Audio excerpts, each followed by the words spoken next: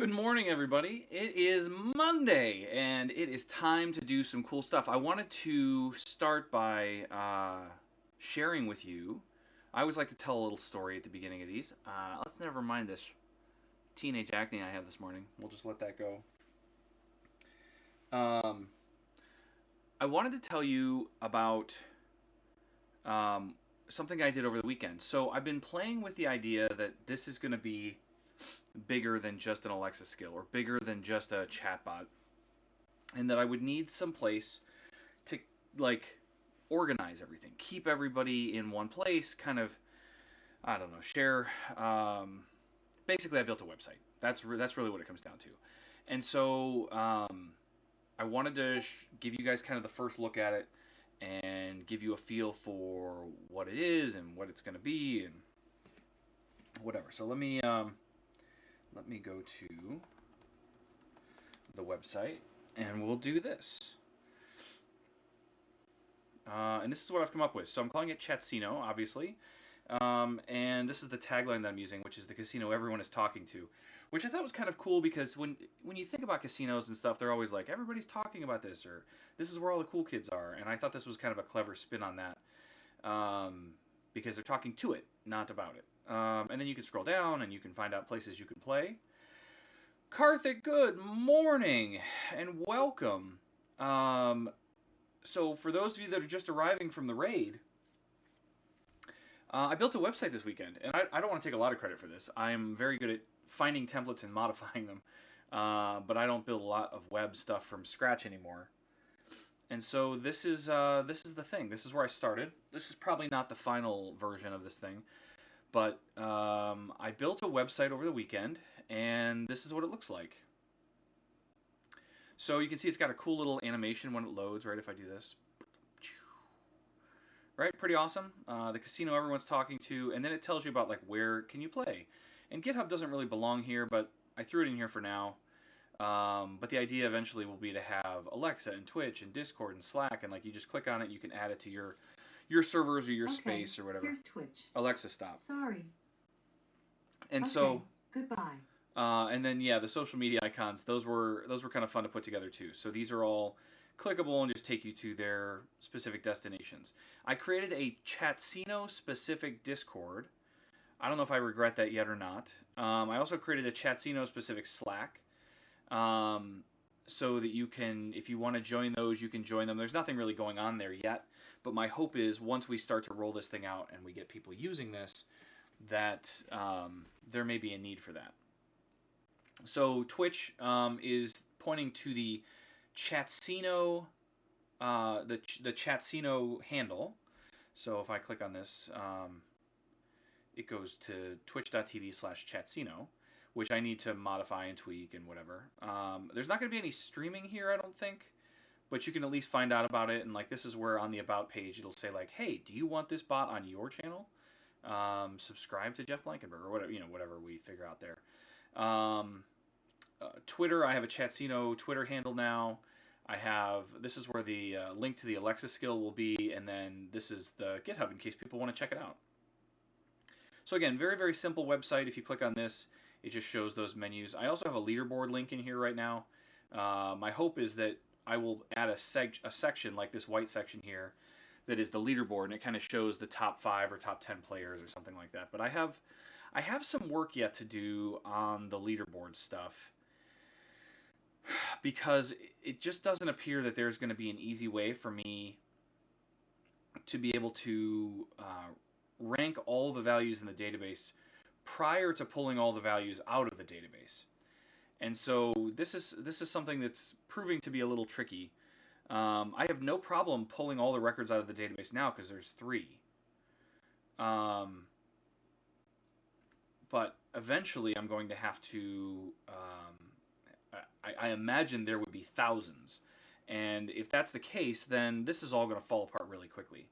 So I need to think about how I'm going to do this leaderboard stuff effectively. Pulling the top 5 is pretty easy, but figuring out what place you're in, if you're in like 70th, is a lot harder. So W. Giorgio, I'd love to know more about how you're handling that.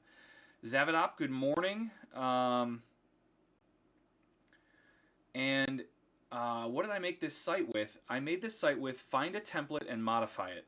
There's lots and lots of awesome free templates that people have built online, and oftentimes they serve my purposes far better than whatever I would create from scratch. And so I just found this someplace, I don't remember exactly where. But it did everything I needed to, and then I know enough HTML to be very dangerous, and that is that. So let's see what that link does. Of course, I'm not in the right place to actually see the chat. Of course. builtwith.com/chatsino.chat. What do you guys think of the URL, too? Chatsino.com was taken, or I would have used that. builtwith.com/chatsino.chat. It was a little more expensive, actually, than a normal domain. It was about twice as expensive. About 25 bucks. Oh, it just shows you all the little like add-ins and stuff. That's pretty awesome. Anyway, that's that. So chatsino.chat. I also thought about chat. I don't know if bot is a domain, but I considered chatsino.bot too. The other cool thing that I should mention to all of you, because this is pretty awesome, and I probably need to set up like a blog post or something to show it. But if let me just open the file. We'll just add something small. Maybe we'll take that GitHub link out of the middle. So I have this chatsino.chat website. We have our index.html. I'm just going to open this file. This is the simple HTML file. And then down here I have the Alexa, the Twitch, and the GitHub. So I'm just going to take the GitHub out. We'll just leave the other two right here. So I'll save that. And what I want you to see, this is pretty cool, is that if I come into the website right now, and we'll scroll this part, you can see that GitHub is there. So I'm just going to refresh the page, and you can see obviously it hasn't changed. I'm not hosting the website locally or anything. But if I open up GitHub, you can see here that I'm working on chatsino.chat, and I've changed index.html, and you can see the comments and that stuff here. So we're going to say update HTML, I'm going to commit to master, and I'm going to push. And this is where a whole bunch of awesome magic happens. So I have made the change to the file, and all I've done is push it to GitHub. What is happening behind the scenes is I have code something. There's an AWS process that's basically paying attention to that GitHub repo, and when the GitHub repo changes, it grabs the files and it pushes them to my production environment, which is just an S3 bucket. And so now if I update this page again, you can see that GitHub is missing. Now it doesn't center it nicely, so I'll bring it back. But I just wanted to show you guys that like just by making a change here locally and committing it to GitHub, it auto publishes it to my S3 bucket for me, which is pretty awesome. And I don't have to worry about any of the deployments or any of that weirdness. I can just say, yep, this is done. I can commit it, and then off and running. So that's a neat little trick I learned about a year ago, but I really need to write this all down because I think it would be useful for other people. So let's go back and fix that. We'll leave I left it up here because it doesn't center nicely when you have less than 3. So we'll save that again, and we'll bring it back to GitHub and update it again. We'll push that out, and then the website's. Oh, thank you, Zavid. Zavidop. Yeah. These were kind of fun. Again, there's lots and lots of free artwork out there, and I had to make most of these. The only ones that I didn't make myself were the Twitter and the GitHub. Those existed already. But for the Twitch, the Discord, the Slack, and the Alexa, they didn't have those in their template. So I had to make those myself. Can I share the link to what? Zavidop.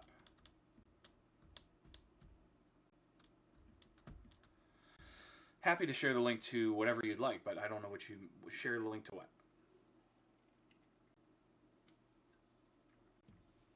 Oh, to the logos. Sure.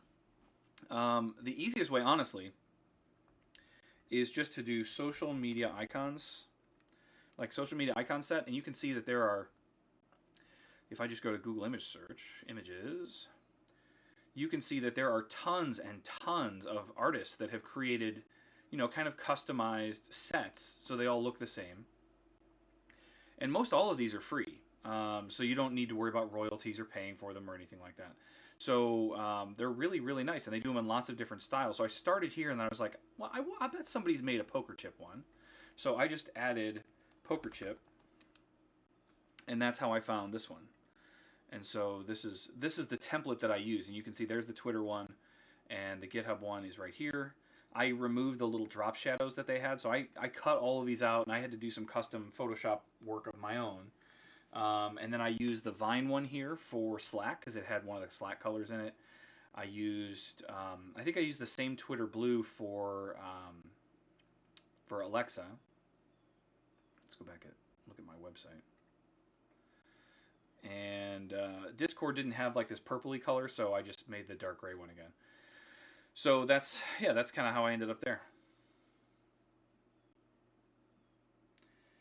XZCVCZX. She's not nearly old enough to gamble. Let's find out. Alexa, how old are you? In Earth years, I'm 5, but in Baby Yoda years, I'm around 60. There you go. Now that you know this tidbit, want to test how well you know me? Just say, quiz me about you.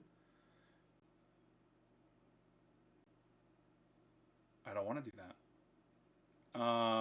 Well, I got to tell you, the good news is Alexa's not human. And so the rules don't apply, thankfully. But Alexa herself is not gambling. In fact, she wouldn't even know how to gamble. What she does know how to do is how to let you gamble. There's my loophole. Okay, so with that, that's the website. So I kind of checked this box. The website will also be a place that we will add quick links to. If you guys aren't familiar, quick links were launched in July, and it's a way for you to basically add this widget to your website that allows people to click, choose, like they have to log in with their Amazon account. They can choose the device of their own that they want to start the skill with, and it will start the skill on their device. So quick links is a nice way to kind of give people an easy way to kick off your skill. And so quick links will show up, but definitely, you can't use quick links until your skill has been certified. And so because of that, I can't do that yet until we certify. There is one last step that I'm waiting for. Hopefully I'll get an answer today. But as an Amazon employee, in order to publish an Alexa skill, I have to get permission. It has to go through a legal review. There's a whole ticketing process. I've already started that process. But I wanted to let you guys all know that there is a slim chance that they say, nope, can't publish this, or no, we want to own that, or whatever. Because technically any software that I write, while an employee of Amazon belongs to Amazon, unless they choose to waive it. And they want people to build Alexa skills, so they had to build this waiver process that includes a small legal review. So, that all being said, I'm still forging forward. I don't expect that it's going to be an issue, but I wanted to let you guys know. That's why I haven't, I just keep building, and I haven't published yet because I haven't gotten that permission to publish it. So, we will get there eventually. But where we left off on Thursday, because I wasn't here on Friday, I was speaking at NDC, Minnesota, which was NDC is a large series of conferences they have in Sydney and Melbourne and Oslo, and now Minnesota. I think last year was Minnesota's first year, and I went to NDC Oslo in Norway probably 3 years ago. But it's always a fantastic event, really, really well run, and I got to deliver a half-day workshop on building Alexa stuff. For those of you that are building Alexa stuff regularly, it was kind of beginning stuff, like learner stuff. So I don't think it was anything that you guys would necessarily be like, oh my gosh, look at all this new amazing content. But that is what's up there. Oh, W. Giorgio, I could tell you stories. I mean, you can see the map here next to me. And I know that we're kind of closest to the United States here, so you see a lot of these pins. But you can see Europe's pretty loaded up here. I've got a Brazil pin. I've got an India pin. Thanks to Karthik for facilitating that. I have a United Arab Emirates. I have a Tokyo. And I have 3 different pins in Australia. But Europe up here includes Norway and London and Berlin and Munich and all sorts of places. That's one of the my favorite perks of this job is that I get to see the world. Um, and it's not a brag. Like I mean, it's a lot of work and a lot of my time to go to these places and deliver these presentations and do all this stuff. But it's a really nice side effect of my job to be able to go to all of these cool places and meet all these cool people. Um, Norway was very, very cool, and I went in the fall. I think it was the fall, and it never really gets dark there. So, like the sun finally starts setting at like 10:30, 11 o'clock, and it never really fully gets dark outside. And then by 2 a.m. the sun starts coming up again. Very, very strange. All the hotels had blackout curtains so that you could keep your room dark, because there was just never a time where it was really dark out. I would imagine the opposite time of the year that I was there, it's different, right? It's dark all day and there's only a limited amount of light. But I was really impressed with Norway. I didn't do a good job of planning my time there, and so I wanted to go up and visit the fjords and like see some of the country, and I really didn't give myself an opportunity to do that. I had a bunch of other work stacked on either side of it. um,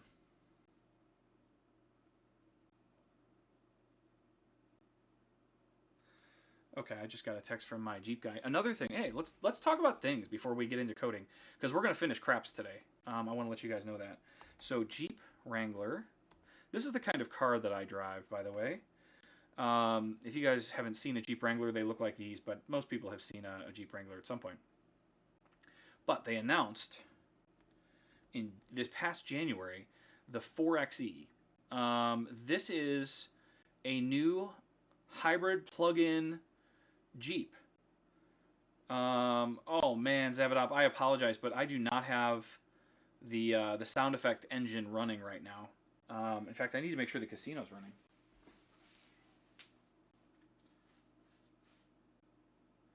Let's do that, maybe. Oh no.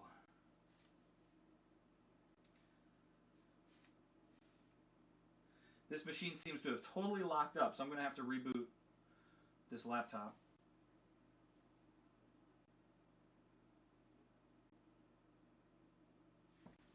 Anyway, maybe we don't have any casino fun today.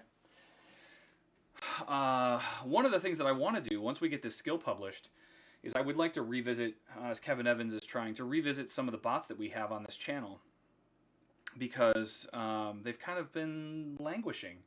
And it would be nice to just get them up and running and back in action. But I haven't had an opportunity to do that yet. So anyway, this is coming out in December. They finally announced a date. And I am so excited about checking one of these out. So I lease my cars generally, and because it's a much cheaper monthly payment. And so my lease is up in January, which means my final payment is in December. And so I think what I might do is take my car, trade it in, sell it. I have this really good, we'll call it a racket. But by leasing a Jeep Wrangler, which holds its value really well, this is the second Wrangler that I've owned. So on my first one, I leased it, I drove it for 3 years, and at the end of the 3 years, instead of just turning it in, which is certainly an option at the end of the lease, I took it to CarMax, which is a large used car sales company here in the United States. And I wanted to see how much they'd buy it for. And they offered me $6,000 more than I owed on it. So I said, yes, you can take this car. Please give me my $6,000. And I took that $6,000 and I went and bought a better, higher end Jeep the next time using that $6,000. So I would expect a very similar process this time, because I've put even fewer miles on this car because of COVID. Like, I haven't gone anywhere. We haven't really needed to go anywhere at all. And so I have a car that's almost 3 years old, right? It's up in January. I'm supposed to have 36,000 miles, and I just cracked 20. So in 3 years, I've put just barely 20,000 miles on the car.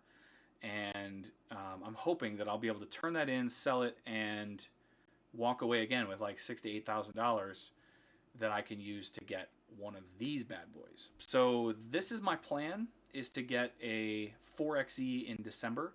And the reason I'm bringing this up is because I just got a text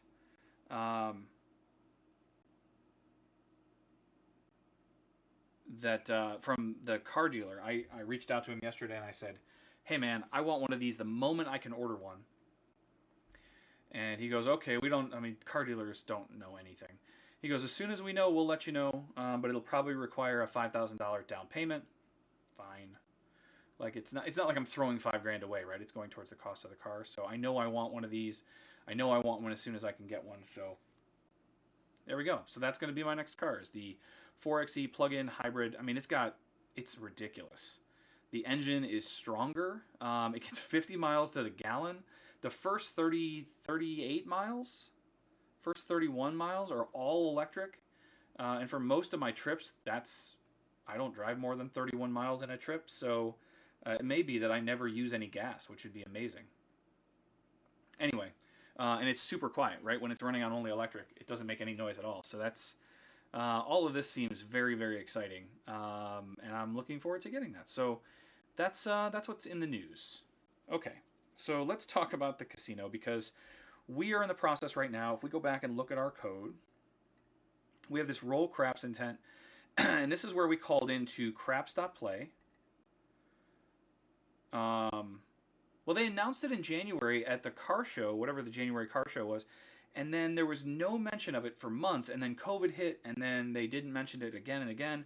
But I've been trying to pay attention, and then I just noticed this a couple days ago that the website added the 4xe stuff to it, including the date, December. So I was very excited to see that that's still moving forward. I was worried that COVID might postpone it, and I would have to get a new car, but not that one. I don't know. It's a whole thing. So, okay. Chatsino.craps.play. I believe that's this file. And in here, what we haven't done yet, and I don't think this will be too terribly hard, is we have to go through all of the wagers. So this is where we need to compare all of the wagers for this user against the roll outcome. And so what happens is we call this evaluator, and we pass in the first die, the second die, and the point, and then it passes us back two arrays. There's a win array and a lose array. Everything in the win array pays out, and everything in the lose array obviously loses. Yes, CES Trade Last is where it was announced. I apologize. I thought it was an auto show, but it was CES. And then there was just no news after that because of COVID and everything. They didn't have more auto shows. The plan was to have a rolling thunder all year about this thing as the auto shows progressed, but there weren't any auto shows, so they didn't do that. Okay, so we have this evaluator. It tells us what has won and lost. So we just need to loop through our wagers and see if the wager position matches a position in win or lose. And I think that the way we do this in roulette is pretty clever. So let me see if I go into play here. I think I just say something like, yeah, if evaluation.lose includes, yeah, this is really nice. So the first thing that I need to do is evaluate the position that the bet was made in. So we're going to take this and we'll go look at craps, and we need to figure out what our wager position is. And so, do I have position included here? I do.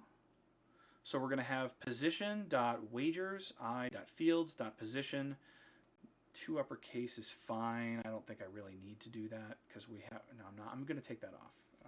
If I don't need it, I shouldn't use it. So wagers.fields.position. So this should be the position of the bet that the user made. The next thing is I need to define a bunch of fields, because if we look at our data, when we have in the wager table, when we have wagers, for craps, this probably isn't going to be stored. But what we normally do is, like for the slot machine, we store in outcome, we store what the spin was, right? Because a bet can only apply to one thing. We do the same thing for video poker, because a bet can only apply to one thing. You bet, you get an outcome, and that's the end. We also have a result here that shows us the result. But for for craps, bets can persist for many, many rolls. And so we don't record this stuff here. For all of the roulette bets, we don't really have an outcome so much as just a result, which is what number was rolled. And so I am persisting the result of the spin because all the bets are cleared after every spin of the roulette wheel as well. But craps doesn't have that luxury. Craps does not get cleared. There's many times where your chips will stay on the table for 10, 15, 20 rolls in a row because you won or you lost or whatever. So we are going to allow users to keep their chips on the table unless they lose.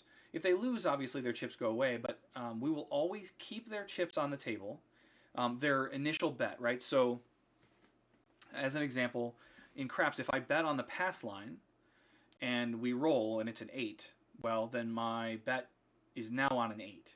So they roll again, they roll again. If they don't hit an 8, I don't win or lose. If they hit a 7, I lose. And if they hit an 8, I win. But all other rolls are neutral. They don't have any effect on my bet. And so I think what should happen is if we get into that situation where a point is rolled, like 8, and then a 7 is rolled, all the chips come off the table. That includes your pass bet, all that stuff.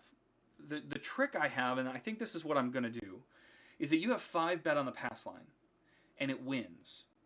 I'm going to give you your winnings, but I'm going to leave that bet on the table. Because I think it would be kind of frustrating to have to keep replacing your bet every time you win. So if you win, I think I'll just leave them there, and if you lose, then I will obviously take them from you. So that means that I need to know, if we look at our code here, we do not need a result, but we do need a, well, status I don't even really think will be true. Let's think about this. I have a status that may or may not be completed. So we're going to get rid of this. I don't know if I need any of these, actually. Amount is not something I really need to save because it's already there. And position could change. So all I have right now is an empty array called fields. And that's fine because I'm going to need to fill that with values.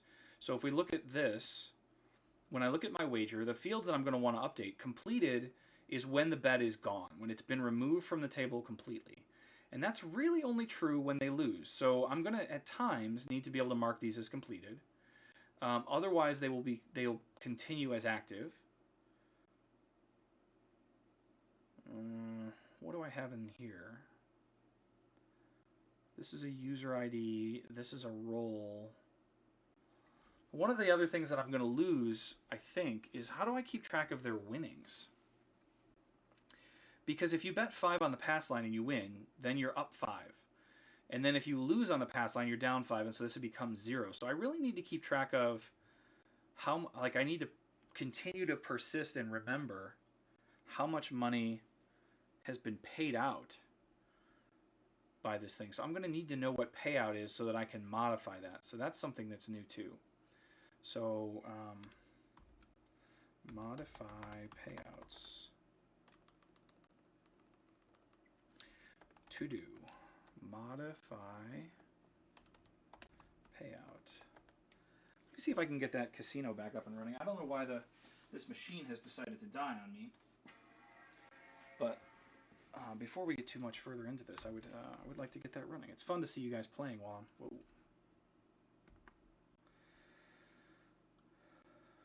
I'm not sure why it...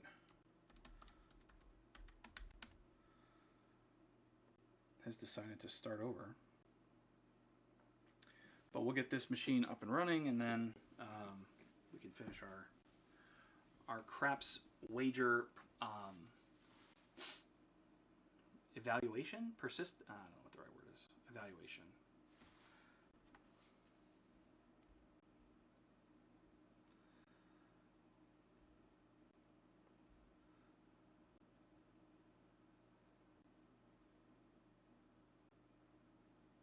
I don't know. I'd rather not answer. How about that? Okay.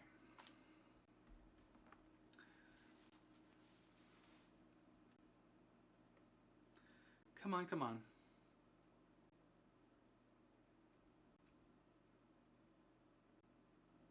I feel like it just turned off on me again.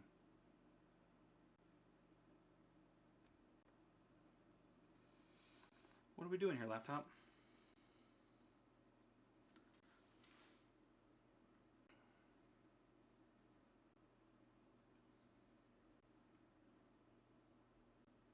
Yeah, trade last. You're nailing it. So for roulette, I don't. For roulette, I actually say, hey, you won 10 coins, and I've returned all of your original bets from the table. For craps, I can't do that. And so what I will do is if they win, let's say they win 10 on a $5 bet, I will give them their 10 and say, I have left that wager on the table. Because I don't want them to have to keep replacing all of their bets. So that is the plan. That's why craps is a little more complicated, because there's all these rules about when and where and why things are going to happen. And I just cannot get this machine to even reboot.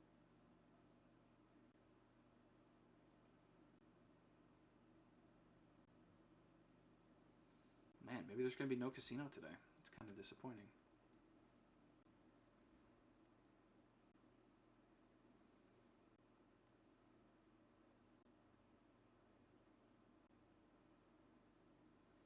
Can they choose to place their table bet on a different point? I don't have a way right now for the user to move a bet, although I'm sure we will add that. I do have a way, well, I will have a way for them to be able to remove a bet. So worst case, they would say, clear the 8, or clear my pass bet, or whatever. You can't delete the pass bet. But in bets that you could remove, they would at least be able to remove it and then add something somewhere else. But the idea of moving is really just a combination of those two things, so we'd have to figure out how to do that. But that's behind the scenes. That's not a... That's something that is certainly possible. Yeah. I can't even get this machine to start up now. I don't know what I did wrong. Oh, still going. We're looking at this right now. It's trying to load up. So, all right, I guess I'll just wait for that.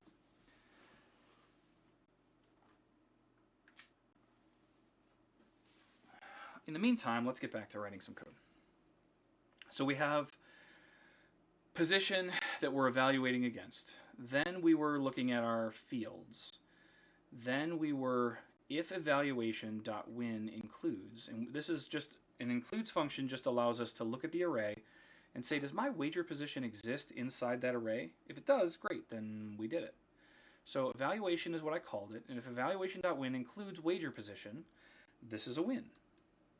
And then we can say else if evaluation.lose, and I have way too much stuff here. And if evaluation.lose includes something, then I can do this. And what do I do with roulette? Is there like another, is there an else condition? No, it's either one or the other. Otherwise, we really do nothing, which is great. Okay, so if it's a win, what do we need to do?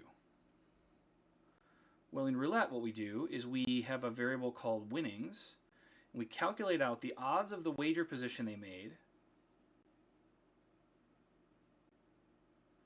That's not really going to work entirely for craps, though. I'm going to need to open up my old craps file because there's fluctuating wagers in craps depending on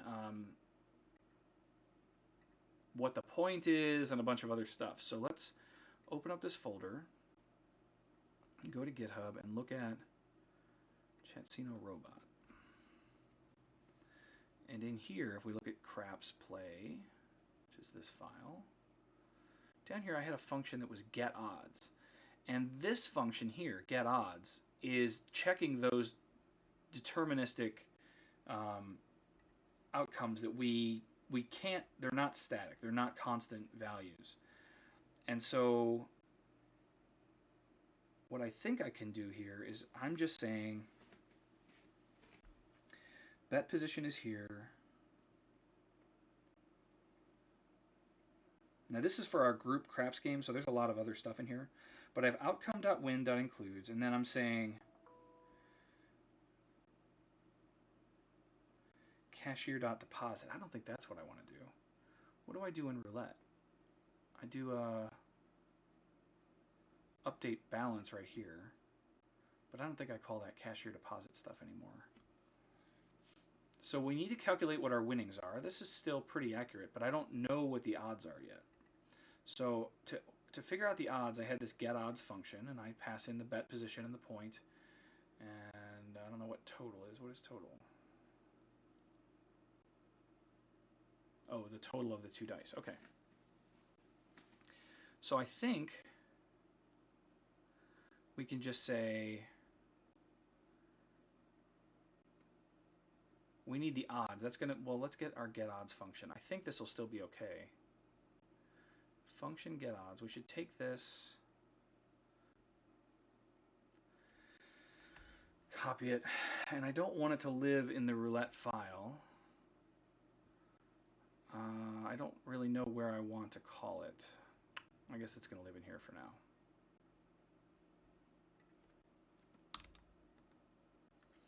So we have this function.getOdds. Hopefully all of these positions still exist.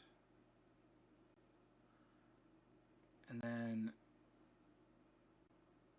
oh, I did that in roulette. I definitely don't want to do that in roulette. Okay, so let's go to the craps file. And we have roll. Oh, we already have a function here, so that's okay. So we have get odds. And what this is doing is saying if it's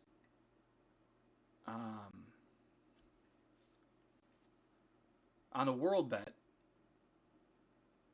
if the total is 3 or 11, then the odds were 2.2. If the bet was 2, or if the position was 2 or 12, I'm sorry, if the total was 2 or 12, then the odds pay 5 to 2, or 5.2 to 1. All right, so I trust that this is right because I wrote this a while back and was very specific about making sure that that all worked. So I should be able to say, if we look at how we do roulette here, we have this const winnings, and this is just where we need to take the bet amount and multiply it against the odds, but we don't know the odds yet. So let's get our winnings. Wagers.fields.amount, that's going to work. Now we need to wager position.odds. And how did I decide when to call this function? Because it doesn't work for everything, I don't think. Case. If bet position.odds exists, then just return it. Perfect, Jeff. You're so smart. Okay. So we should be able to call get odds. And in here we're going to call bet position. So that's going to be this.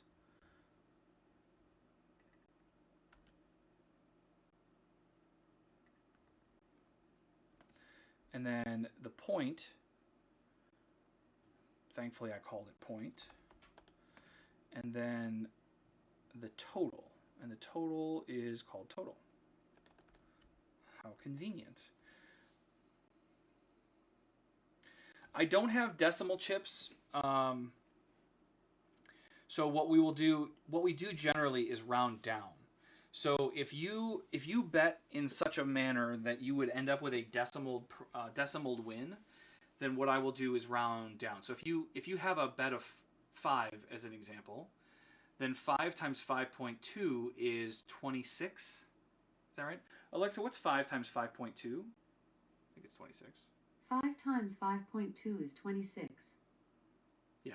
So in the case of that bet of 5, you get paid evenly, right? It becomes 26.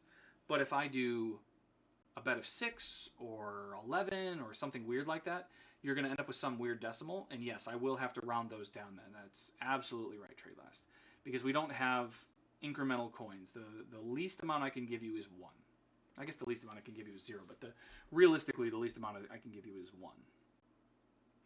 So we have get odds, and we're getting wager position, point, and total.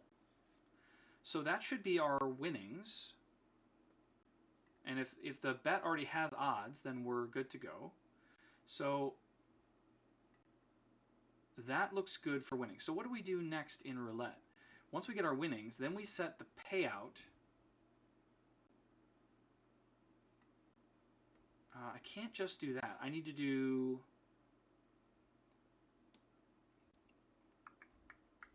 If we look at our data table, wherever that went, payout should be 0 when we create this.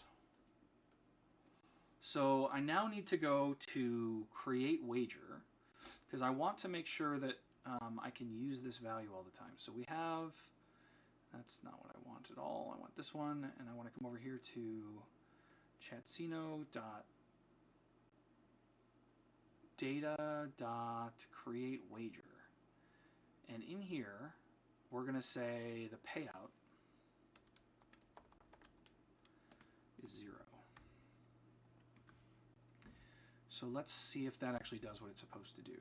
Because our data can be old. But if I come in here and I say bet 5 on hard 4. Jeff, there was an error. What should we do now? Okay, cool. What was the error?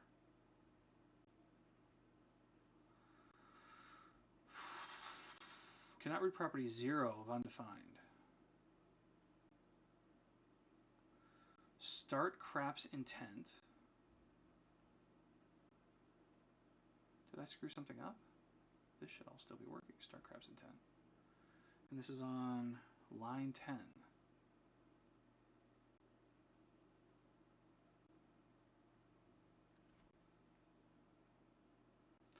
Okay, so that's telling me that it doesn't like the slot value that I got.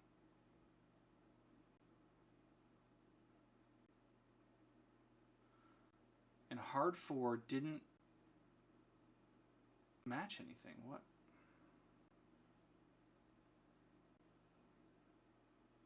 Okay, so 2 things discovered there.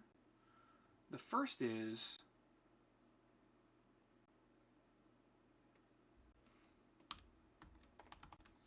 if they don't match something, this shouldn't break. It should say invalid wager. Okay. The next step is to figure out why hard 4 didn't resolve. So if I look at my slot types, I have a craps position. Oh, I know what I did. I said hard 4 with a number, didn't I? I'll bet if I say bet 5 on hard 4 works. You wagered 5 coins on hard 4. What would you like to do next? You can place another bet, or you can say, roll the dice when you're ready. Okay, so we bet 5 on hard 4. What I wanted to see is if now we're filling that value in with 0, and we are. Okay. So that's universal. So that means that all bets going forward will have a 0 as their value. So that makes my life easier here. Because now I can say, not here, here, that I have this payout amount. And if we look at how we do roulette, we say fields.payout equals winnings, because this is how much that bet has won. But because craps can be an incremental bet that's repeating over and over and over, what we're going to do instead is we're going to say fields.payout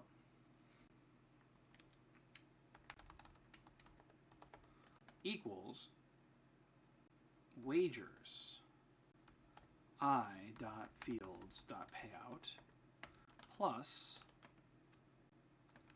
winnings.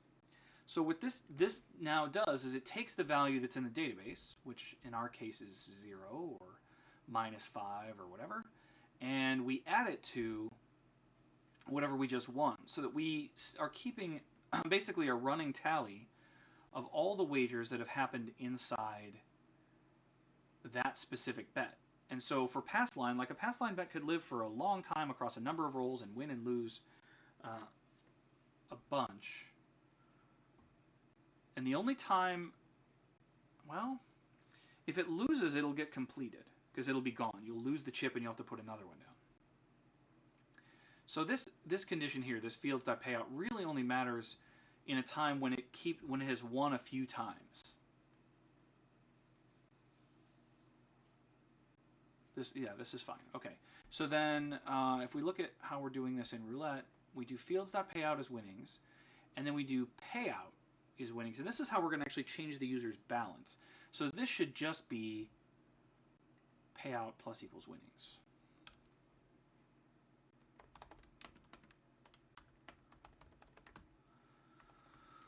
All right, so that's what happens when we win. And we're not going to mark it as completed because it's not completed. When you win, you don't get completed. So we'll leave your bet out there. Oh, man, there's so many rules that I'm going to have to come back and check.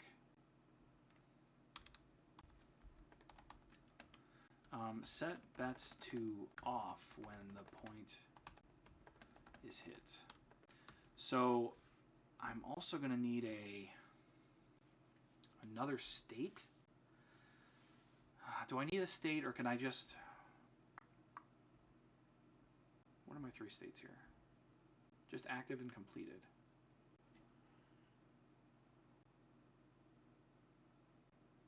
I don't think I need to mark the record. I think I just need to have it in my business rules. But there are conditions where, like, let's say you bet on the hard ways. And a point is hit, like let's say 9 is hit. So we go back to the beginning of a craps game where the only real action that should be on the table is if a 7 or an 11 is rolled, then your pass line bet wins. And if a 2, 3, or 12 is rolled, then your pass line loses. That's like phase 1 of the game. Those are the only things that really happen. If you hit the other numbers, which are 4, 5, 6, 8, 9, 10, then it goes to the second phase of the game. So I feel like when we go to when we hit a point, so we go back to that first phase, what happens on a real craps table is that all of your other bets are deemed off, which means they are there, they're on the table, but you can't lose them right now. And then once a new point is hit, they all become on again. So I think that's just a business logic thing. I don't think I need to actually go through and modify the bet records, because they are still active bets. They are still on the table. And that's all I'm really looking at here. What I want to know is,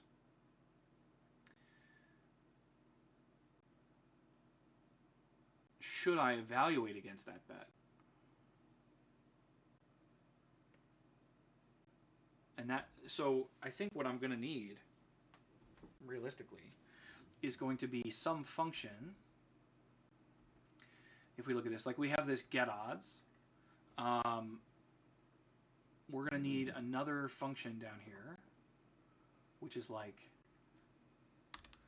function is off.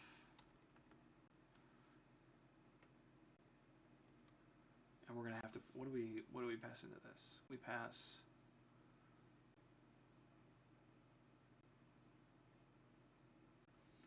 bet position. Should really call it wager. Wager position. No, I don't think I can do that either. We'll go with bet position. Bet position. Point total. I don't even really need to pass point and total, but it's fine. And then for now, we're just going to return true, because we'll just say they're always all on, and then I can add logic in there later. So what I need to do here is say if is off. We need to say is wager on. Let's call it is wager on. And this is going to be wager position point total. But everything's going to have to be wrapped in this, is basically what I'm saying. Because if the bet is off, then we don't want to do it, even if we normally would. And then we're just returning true for all of them right now because that's okay. So I don't need this to do. But I do need this thing down here to say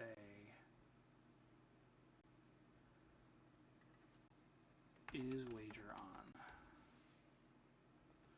Okay. Man, there's a lot of logic to craps. You don't realize it when you're standing over a craps table, just how hard it would be to write all the rules. So this is good. I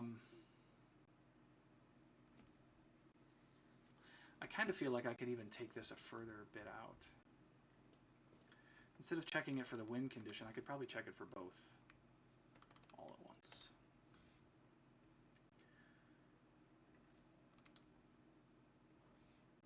So this is where if the wager is on, which is a distinct possibility that it wouldn't be.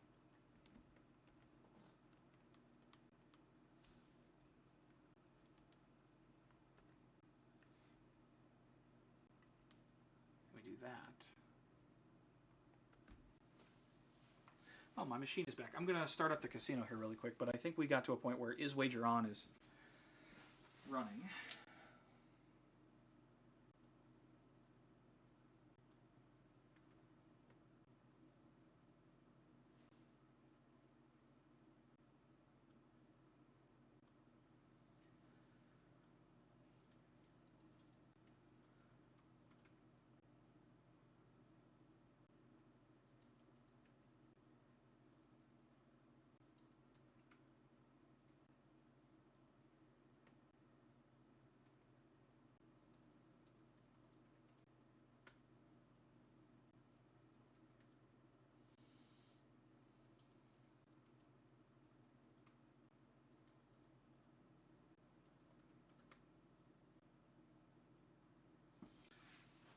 All right, I think we're good now. I think we can play some games.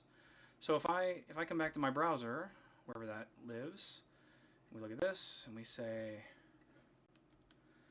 poker 10. Maybe. There we go. And I won. Awesome. Okay, casino's open, everybody. I'm sorry about that. I'm not sure why my machine decided to completely freeze up like that, but it has just been sitting there collecting dust for 2 weeks, so that's something that happens, I guess. Okay, so with winnings for is wager on, we've got all that stuff figured out. We need to add a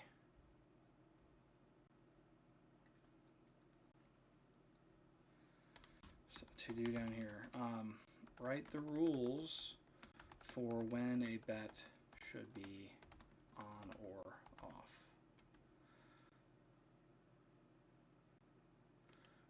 I guess I could make it a. It can't be for all of them.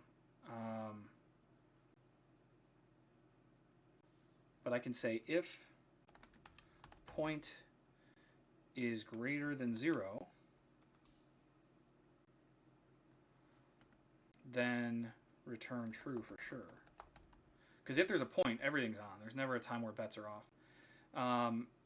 But if point is 0, that's where things get weird. And we'll have to write a rules engine for that piece. But if there is a point, it's going to return true. So I think that's good for now. Okay, we'll come back and write that logic. So we have our winning conditions done. Our losing conditions, payout is just minus the bet amount. So that's this. And do I do a fields.payout also? I do. And this has got to be a combined value with what we did before. So we'll put these in the same order. And this is going to be wagers.fields.payout minus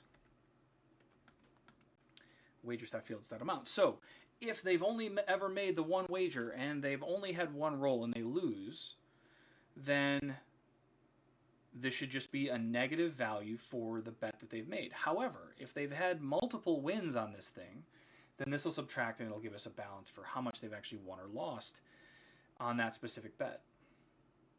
W. Giorgio, nice early start to the day. Kevin Evans can't say the same. Ouch.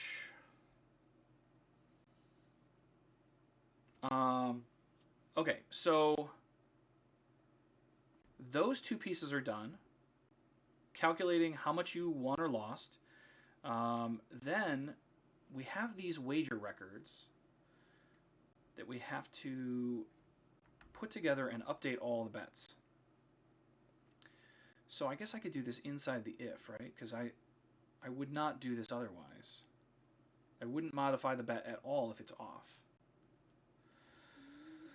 So I can say that I create this wager object. The ID is going to be wagers, fields, whatever. And then I have fields, which is the records that so this needs to be updated. Fields.status equals completed. Because that bet will be done. Anytime you lose, you're done with that bet. Let's look at our data just to see what that really means. So I have this hard 4 bet. If I win, it stays. If I lose, though, it gets marked as completed. It looks like it's not all caps. Let's fix that. And I have my result and my payout, which I will be updating. So I just have payout that I'll be updating. But then we also have this craps record. And this is just recording every spin. I think we're already doing this, right? So when I call play,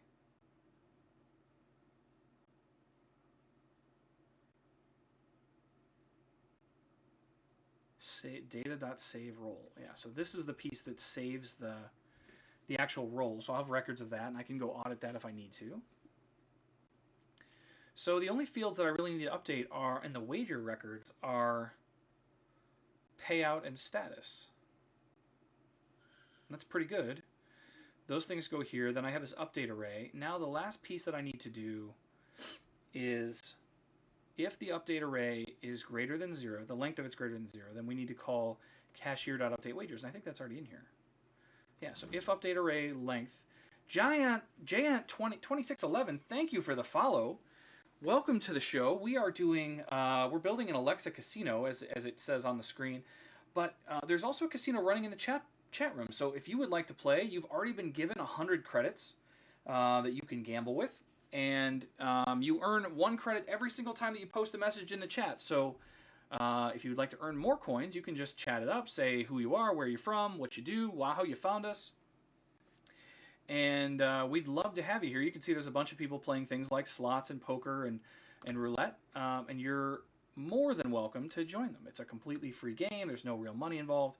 And it's a fun way to spend the time while I'm standing here spouting nonsense. So update wagers gets done. Update balance gets done based on payout.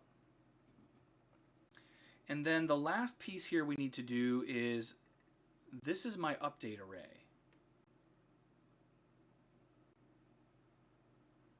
This gets messier.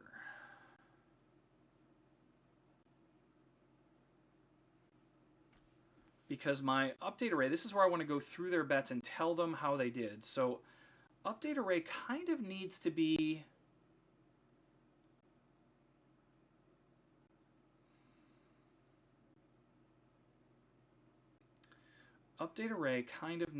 have another value on these fields. But that's not a field.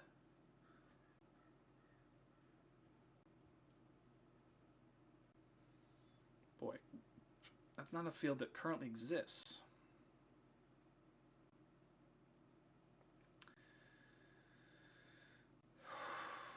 Can I know how can I know? What do I do with roulette?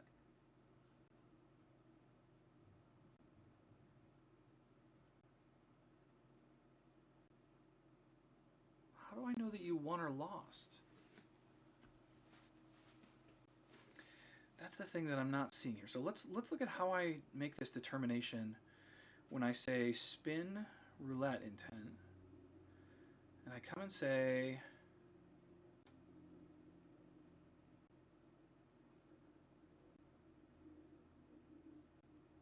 you bet 5 on red and 1. And I know this because payout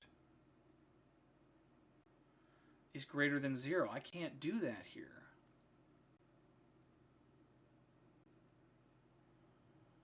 Shoot.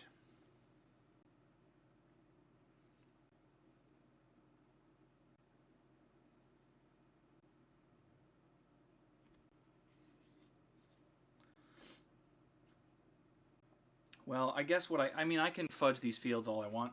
So I guess what I could do is in this thing, I have result, and I'm not using it for craps at all, so I could just say win, loss, push. Win, lose, push.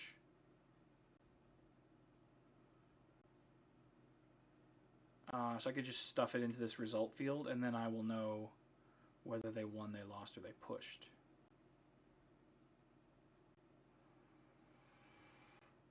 So that means if I come here and I go to this, fields dot result,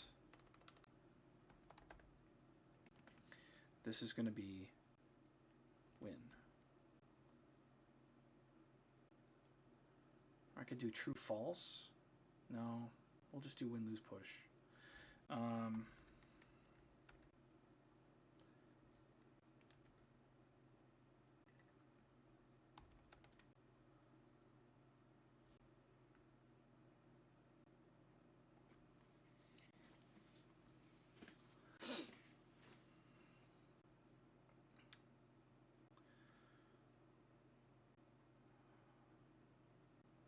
I could just, do I need to talk about all the push bets? I think that's going to be annoying. If I have a bunch of bets on the table, like hard ways, and a 9 is rolled, I don't have to say your hard 4 pushed, your hard 6 pushed, your hard 8 pushed. I would only want to say what you won or lost, what actually had some activity. So I don't even care about pushing a push state, so we'll just put win or lose in those fields. And then I can pass update array back out, and then I know what happened. And then I know your total payout. You won this many coins.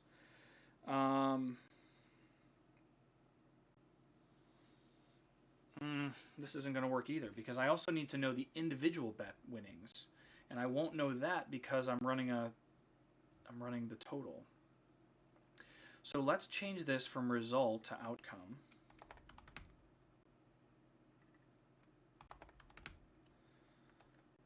And then we'll also do a fields.result equals, and this is going to be winnings. Fields, I don't love this. I'm going to be honest with you. This is going to be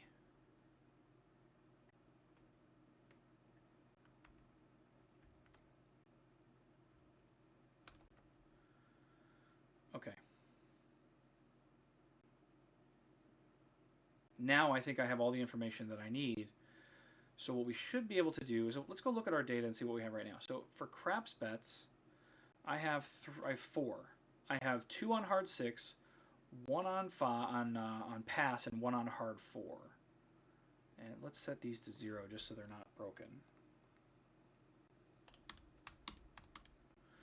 Okay. So we should be able to spin the thing now, roll the dice.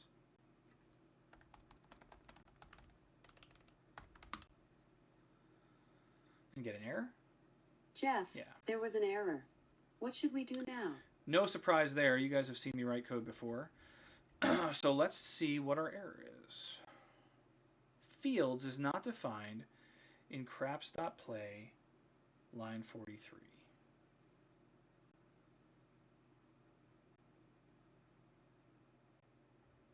Well, that's because I have not defined fields. Didn't realize I got rid of it entirely. Let fields equal this. Not sure why I deleted that entirely, but okay. Roll the dice now.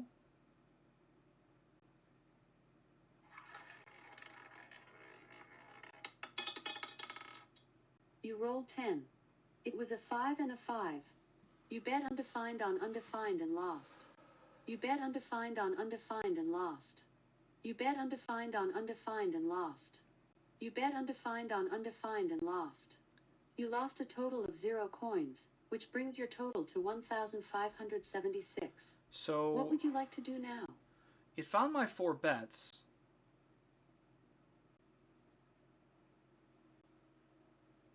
Oh, it's the speech that's the problem. I bet the... Let's go look at the actual data. Because I haven't built the speech part that like tells you what the outcome was. So for these... What was the spin first? We should see what that was. The spin was 10. It was 5 and 5. So if we look at wager... None of those would have hit, so they're all zeros. Okay. But now the game... Where's the point? Where am I storing the point? Oh, that's in the game. Game craps. Why is the point 0?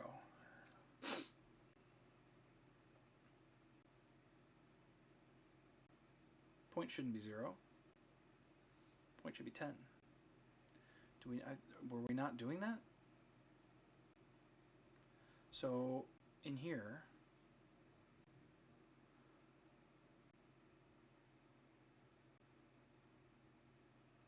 I guess we never updated the point.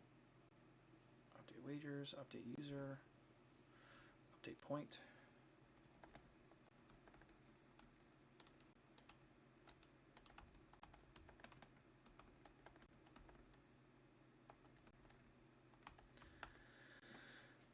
This is going to be update game, maybe? What do we do?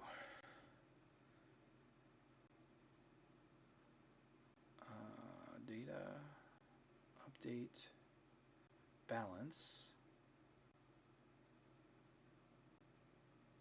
We're going to have to just call this update point.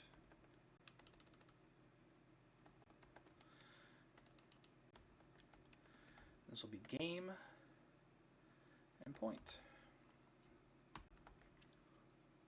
And so down here, where we have update balance, this should be very similar.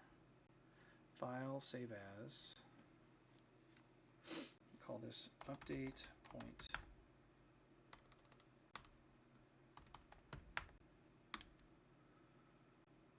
In here, we're going to be calling out to the game table. This is called game.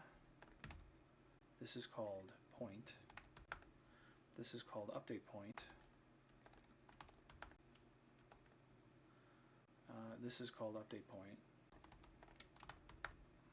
And we need to go into our index and add that here. Update point.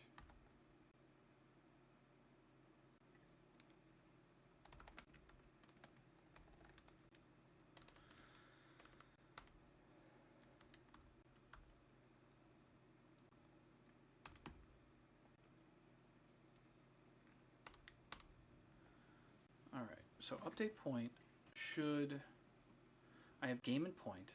I don't need this statement. I don't need this statement. I need to update game.fields.record ID, and I need to set the point equal to point.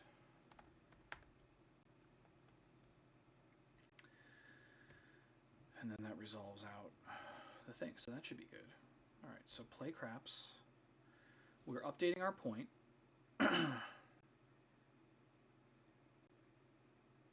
So let's see if that works.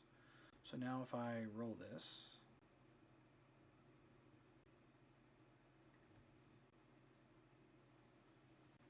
Jeff, there was an error. What should we do now? what are you talking about? User is not defined in update point. I don't remember why would you want user get update point? Oh, I don't even need this field. Okay, how about now?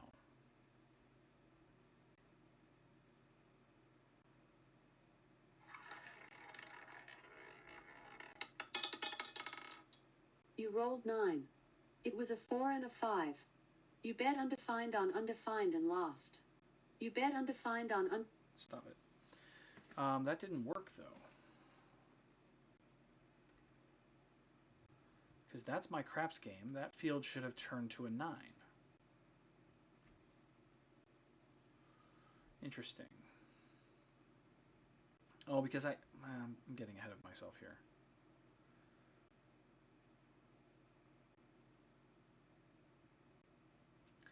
So sloppy, Jeff. Okay, this can't just be like this.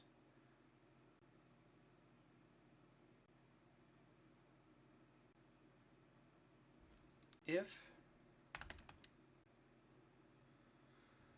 point equals 0, make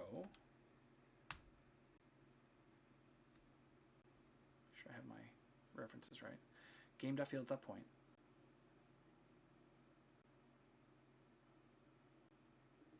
If point equals 0 and total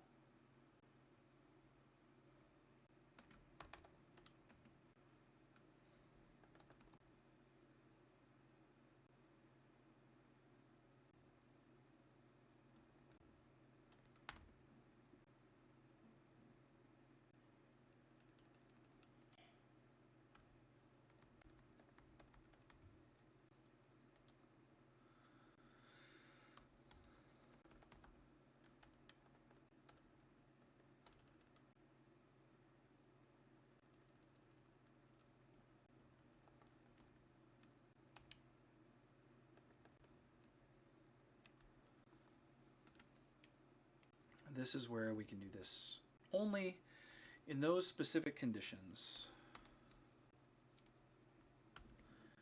And we don't want to set it to point, we want to set it to total. So I was setting it, but only setting it back to 0. So now this should only happen when a point is hit.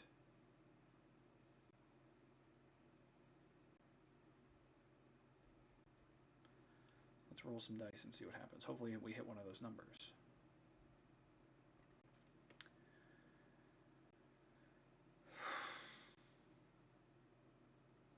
That's not good.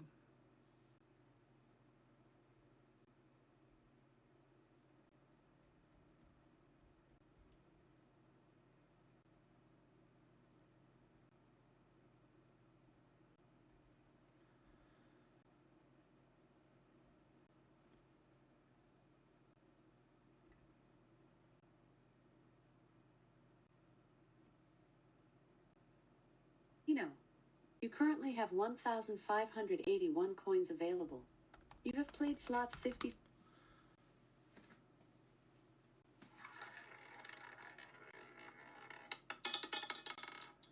You rolled 10.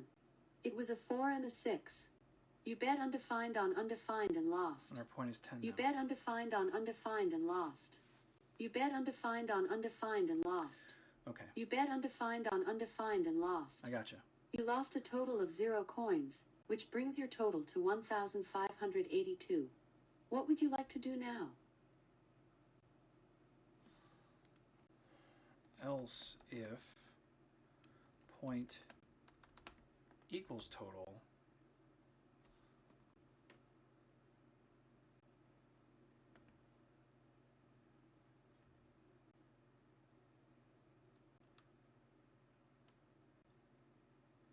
const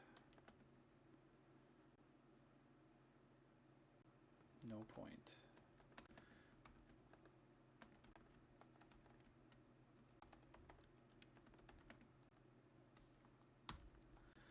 Okay.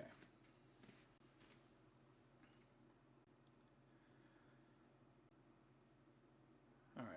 That should be good. So if a 10 is rolled, that should set the point back to 0.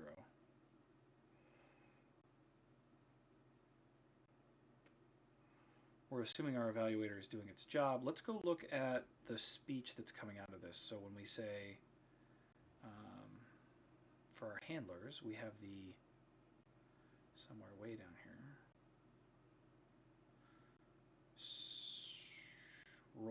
craps intent. Okay. So this is where we're looping through our things, and we say you bet 5 on the pass line. And this, instead of payout, this is going to be result.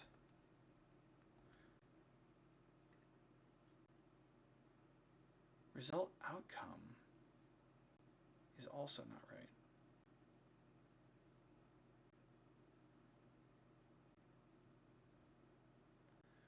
What I'm passing back, if I look at play craps, I'm passing back here this thing called result. Result.outcome, and then I have this update array. So result.outcome I dot fields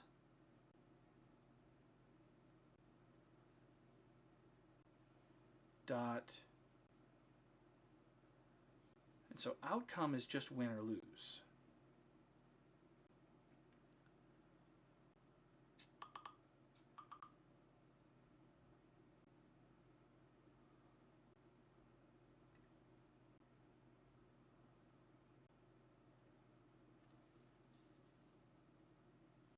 So why? Oh, because I didn't.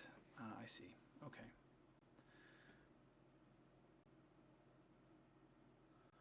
So I remember earlier I was deleting all these things. I'm like, I don't need this. I don't need this. I do need this because this is a new array of a new collection of object values.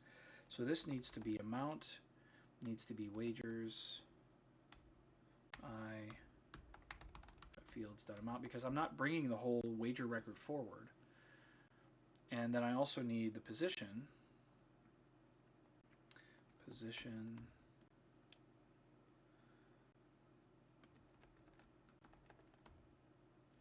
Is that what I do in roulette? I have this fields.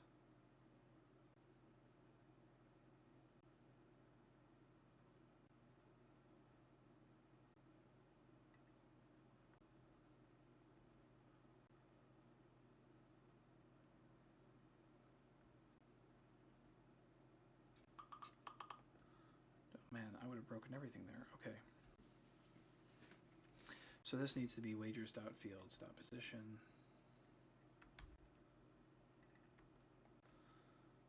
Okay.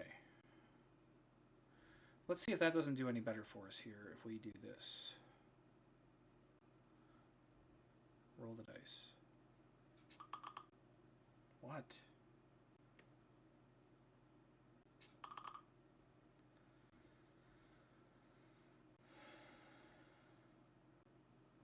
The requested skill did not provide a valid response.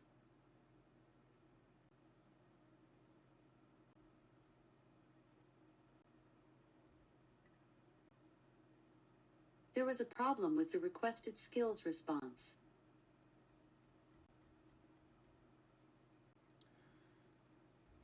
What did I break?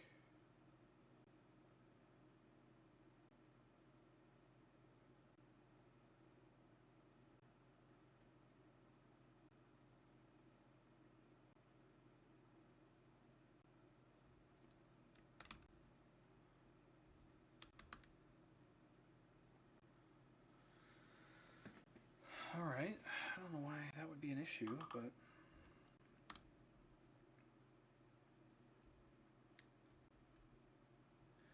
open the Chatsino. Do it. Welcome to the Chatsino. You currently have 1,583 coins available. You have played slots 57% of the time. You should give poker or roulette a try today. What would you like to do? Roll the dice. Good morning, Mr. Smoofy. You rolled 11. It was a 6 and a 5. You bet 5 on pass and lost. You bet 10 on hard _ 6 and lost. You bet 5 on hard _ 4 and lost. You bet 10 on hard _ 6 and lost. You lost a total of 0 coins, which brings your total to 1,584. What would you like to do now? Well, now I don't feel like my evaluator's working properly. Let's fix the name on that too. So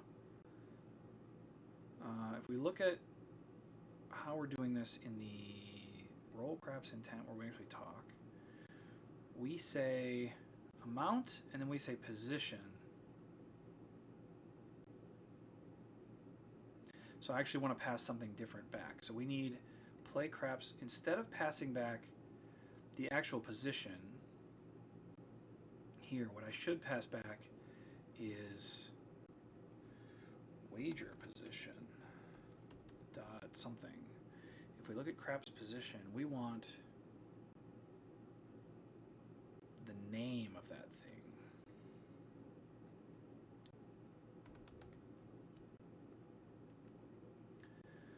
Did that close all my bets? Did we mark those as completed?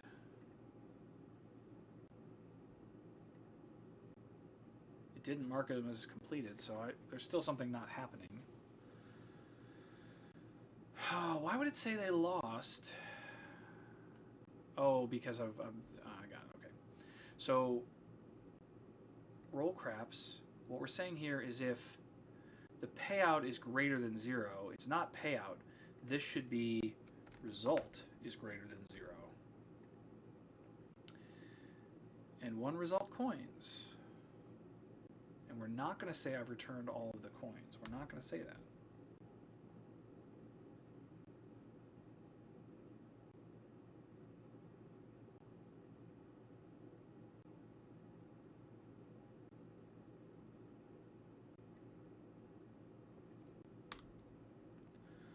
Okay. Let's see how this goes if we say roll the dice.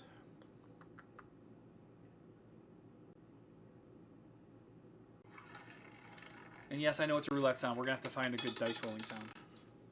You rolled 8. It was a 4 and a 4. You bet 5 on pass line and lost. You bet 10 on hard 6 and lost. You bet 5 on hard 4 and lost. You bet 10 on hard 6 and lost. You lost a total of 0 coins, which brings your total to 1,585. What would you like to do now? Okay, that's still not right. So, what am I saying here? I'm saying if it's greater than 0, this isn't even really what I want to check. I want to check outcome dot fields. What did I call that?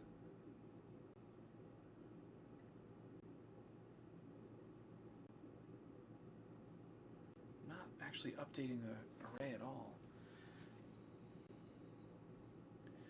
So if we look at play for craps, which is here, we're saying outcome is win or lose. That's the thing I should be checking. So let's start there. Roll craps. If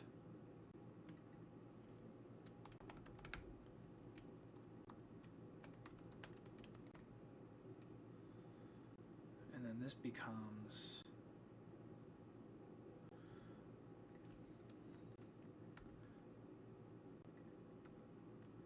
else, oh, not that. Else if this equals lose, then I can say I'm lost. That, okay, so at least my logic is good there. We can get rid of this. All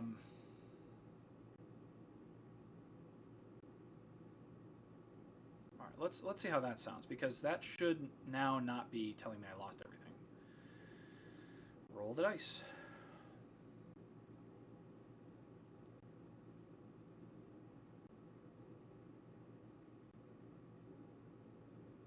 Something seems to be breaking. The requested skill did not provide a valid response.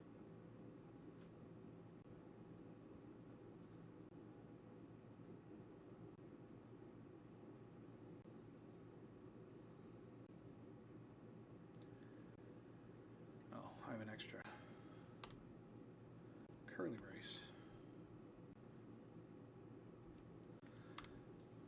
Man, just one of those mornings. Okay, we're back, and let's open the casino again.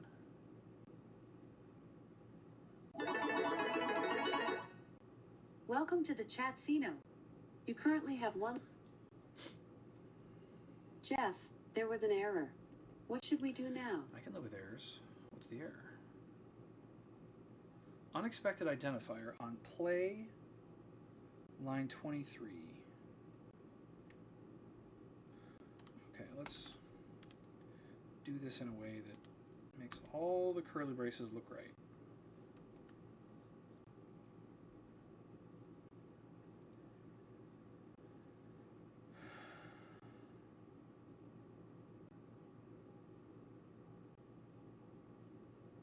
That looks right to me.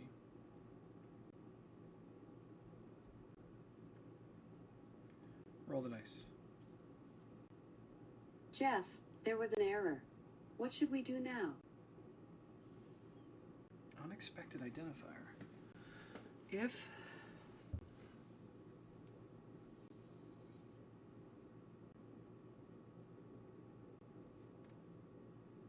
you're saying this is on line 23, which is this line, what could possibly be wrong with that line?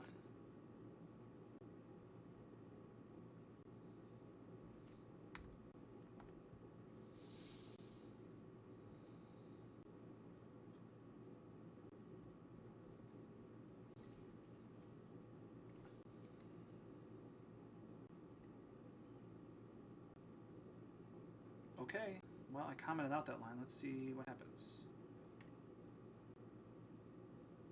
Jeff, there was an error. What should we do now? Unexpected identifier. I don't understand. On line 23,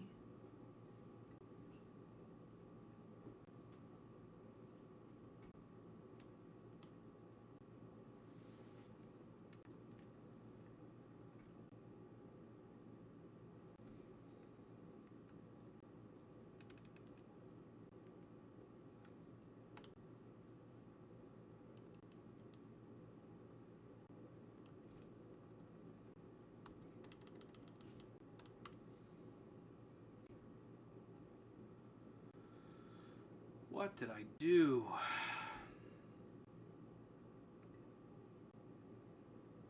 Jeff, there was an error. What should we do now?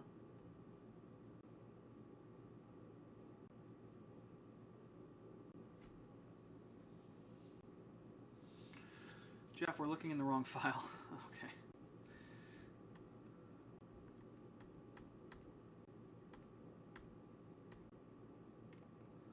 Okay, let's go look in the right file and see why.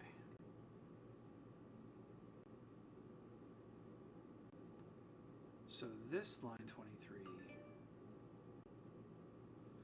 craps.play line 23.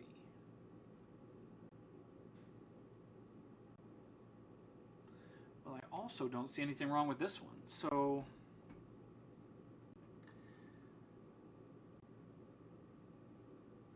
unexpected identifier.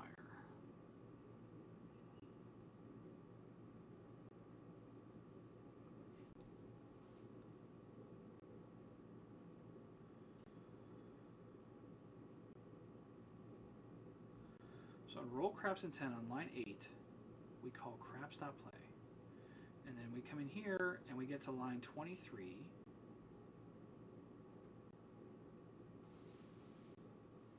And it doesn't like this line all of a sudden? Why?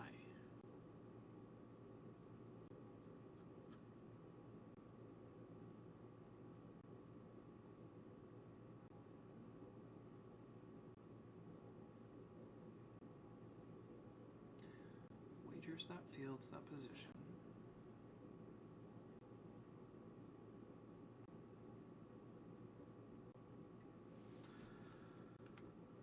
There's nothing. I don't know. I don't understand.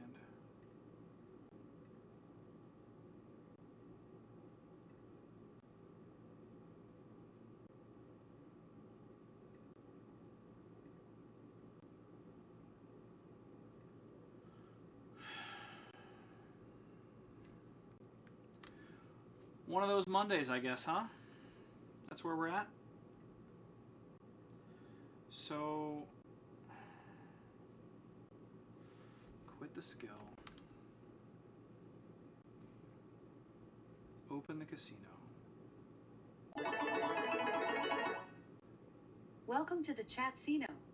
You currently have 1,592 coins available. You have played slots 57% of the time. You should give poker or roulette a try today. What would you like to do? Dice.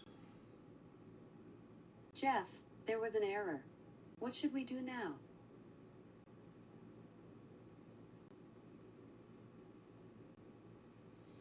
Unexpected identifier. What does that even mean? I don't have anything on that line that's weird.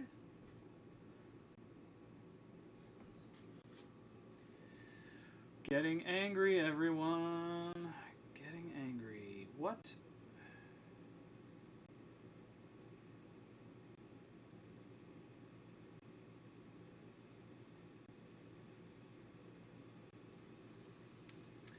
Unexpected identifier.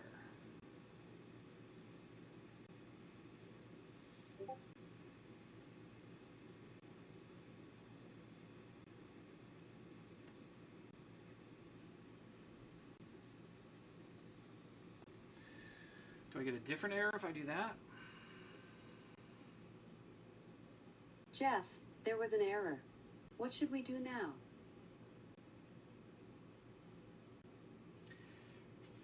Wager position is not defined. No kidding.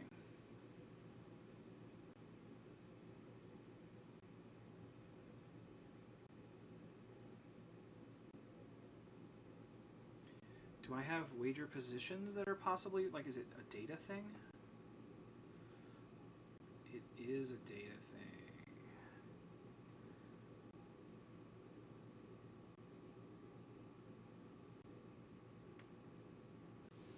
So this needs to be passed, this needs to be hard 6, this needs to be hard 6. I was like, how could it just have changed? But that's how. And then in our actual code, we need to make sure that that's not what's happening. So I was setting the position here, but then that is the position that I update the record with. Poop.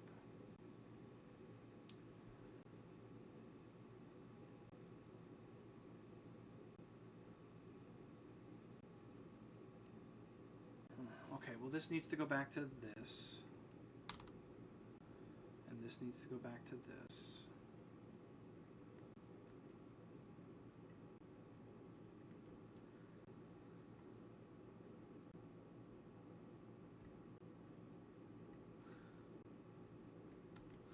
So if I save the position like that, though,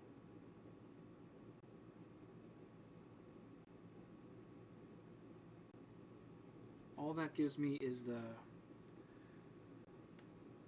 hard name. So can we somehow fumble our way through these names if I just take the underscore and replace it with a space?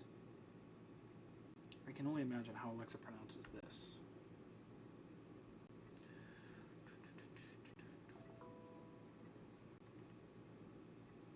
Don Commods. Yeah. So even if I took the underscores out,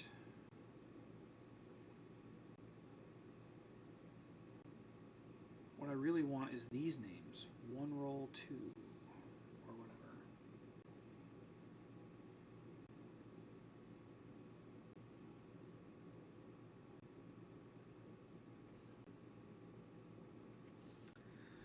So how are we going to do this? Why is this proving to be so much harder than what I did with roulette? Is it because all the roulette positions are just nice? Even bottom, top, middle, high, call 1, call 2. But am I taking the name when I say spin roulette?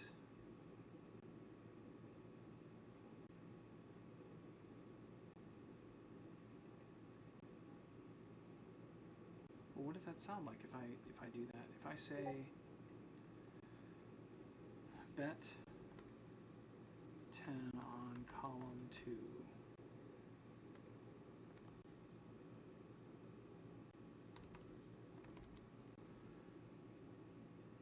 Jeff, there was an error. What should we do now?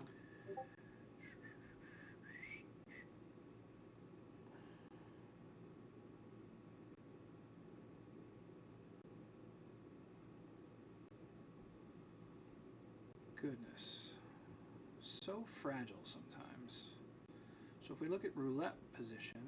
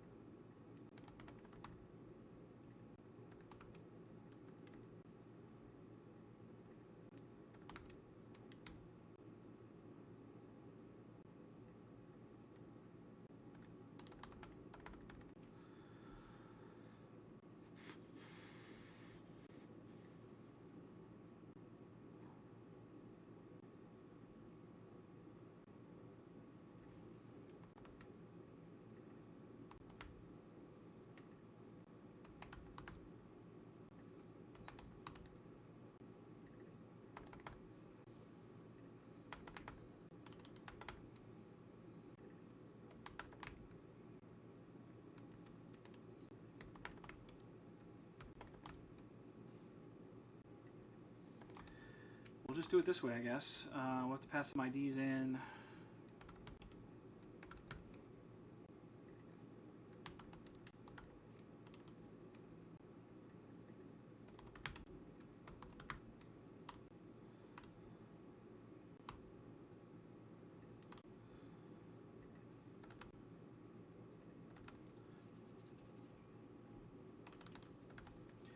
And so then up here on these, I could say column 3, column 2, column 1, column 2. Okay. Maybe that saves me some issue. But what I need to do now is resolve out the IDs, not the values. So messy, so messy. Okay, so when I do the play roulette, what is my resolution against? I get, no, this is when I have to place a bet. So this is going to be start roulette. Start roulette. It's up here somewhere.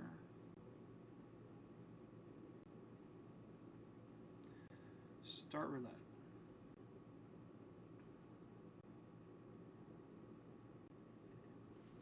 This is now going to be the ID that we're saving for their wagers.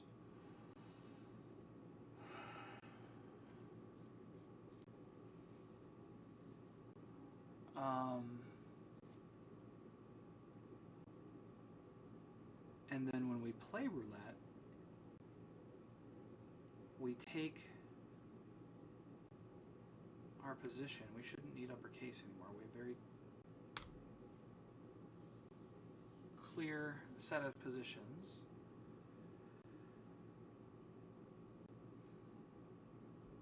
Am I right in that? So this is like, I don't think I do. What do I call my positions in roulette? Oh, I do number them all out. Okay. So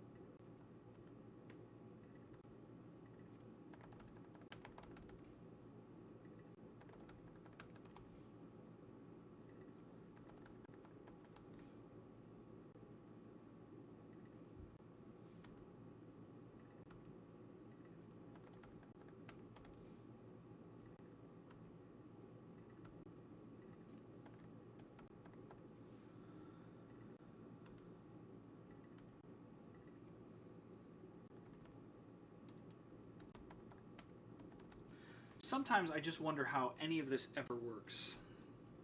I get so scatterbrained sometimes on fixing things that...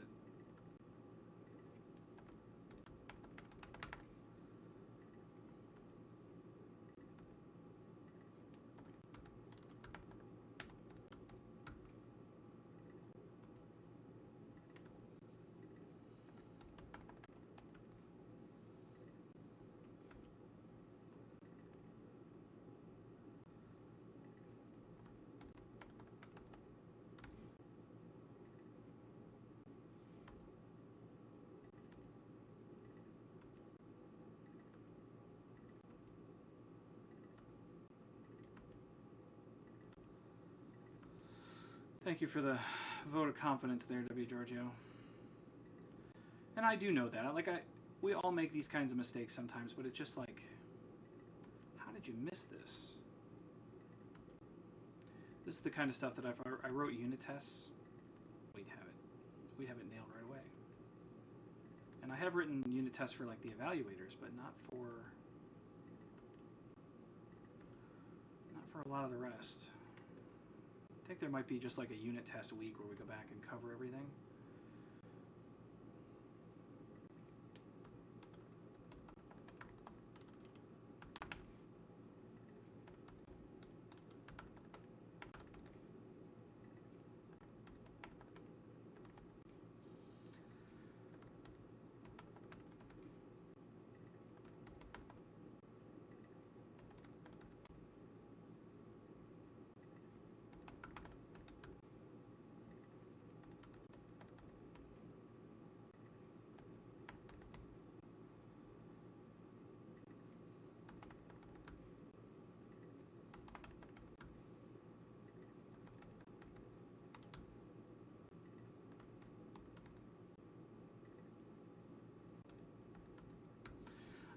I heard an argument this weekend that 11 and 12 should be called 1-teen and 2-teen. What do you guys think about that? I don't know if I agree with it, but it's an interesting concept.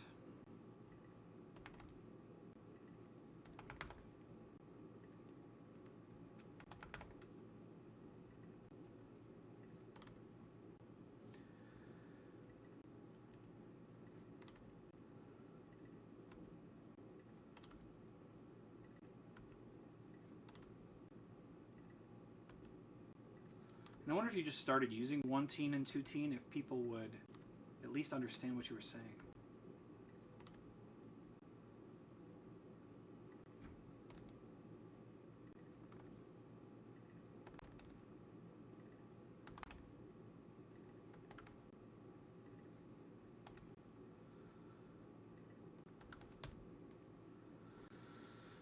Okay, no. Okay, so are there other synonyms I need for these other values? 0, 00, row 1, and those all have it. Red, black, even, odd, top, bottom. I could do lower third, 1 to 12. Bottom third, middle third, 13 to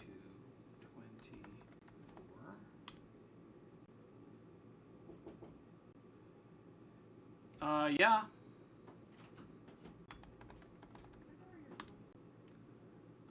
Sure. And let's see, 20, sorry, I'm streaming it. 25 to 36. I guess we could call this top third.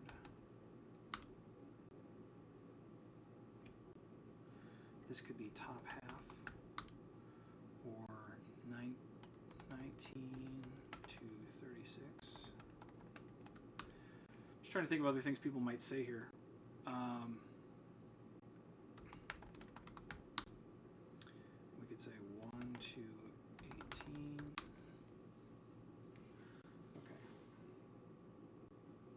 Even on red black, there's not a lot you can do with those. Okay, let's save our model, build our model, and see if that doesn't fix our roulette issue that was leading to our craps issue, which we can hopefully solve both of these.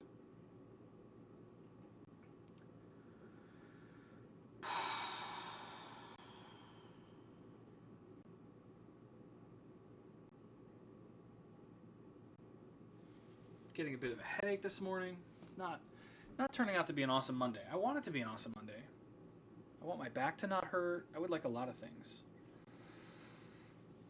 But the good news is I have made major progress on the baseball card front. I got a ton done this weekend.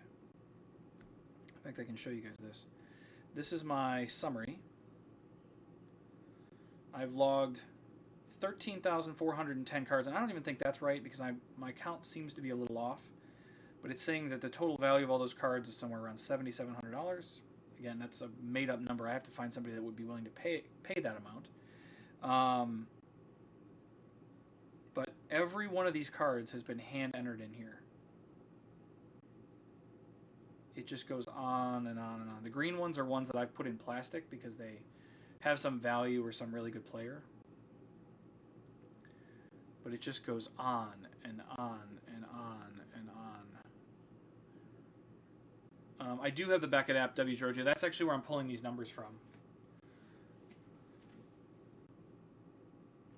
And then I mark if they're if it's a rookie card, so you'll see that come by sometimes, like these here. And so, yeah, so I've been just logging and logging and logging cards forever. But it lets me do cool things like notable players, right? I can do a bunch of weird queries and stuff, so I can see of all these players, if I blow this up a little bit, like how many cards of each person do I have? How many of them are in plastic? What's the total value of all the cards for that player? So as you come down and find Ken Griffey Jr. here, you can see he's done pretty well for me. Mark McGuire's done pretty well for me. Nolan Ryan, I've got a bunch of his cards.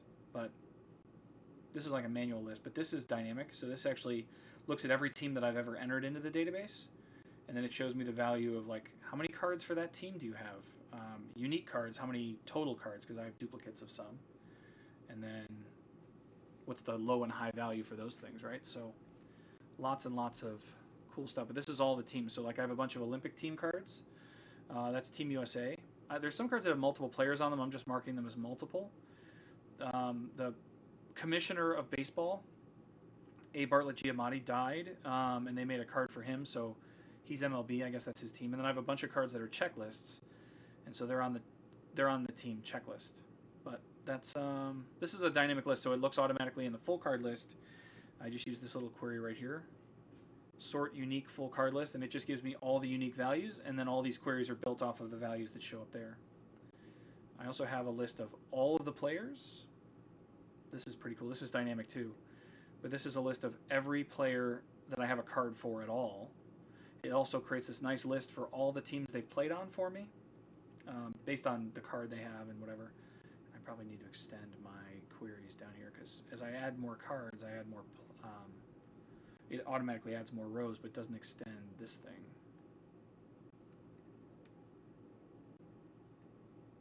Yeah, this is just something that I decided to make, I guess, W. Giorgio.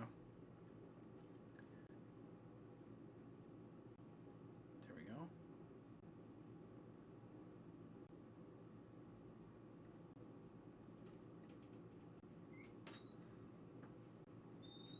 So we take this and this. Thanks, bud. And we don't really need this column to be so wide.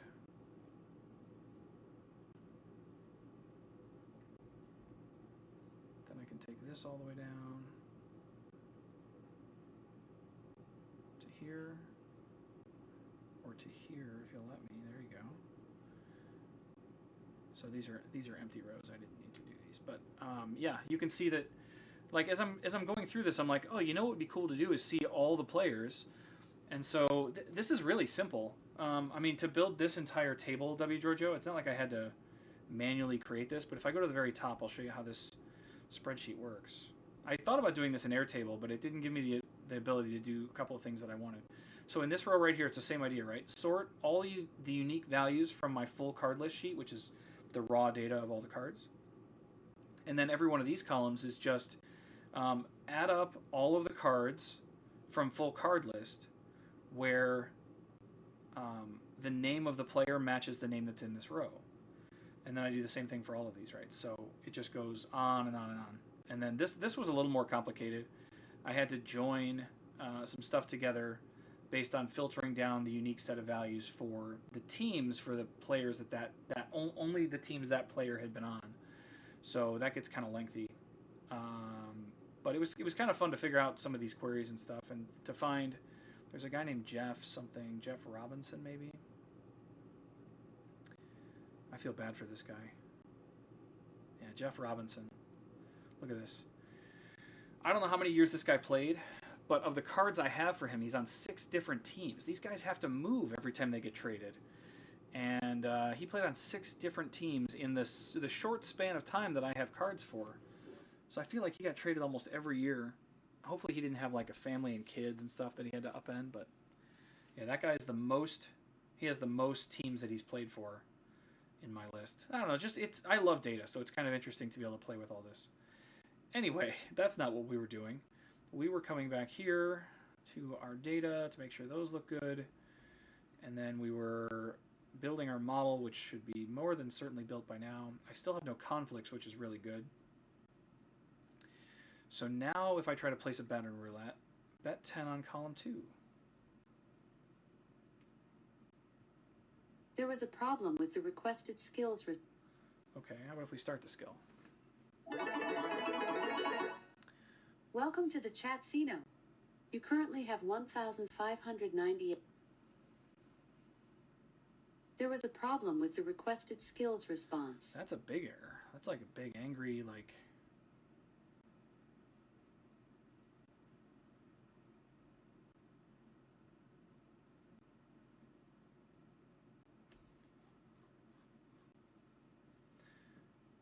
It doesn't like what I'm sending back to it.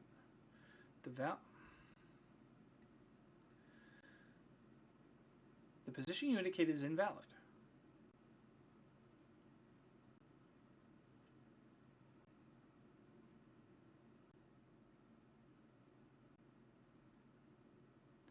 I don't understand what you don't like about that. Let's take this whole blue thing.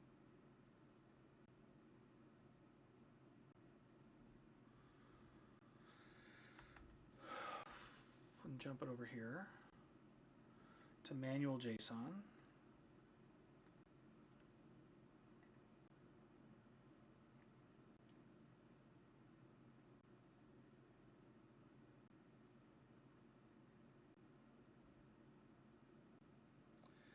What are you talking about?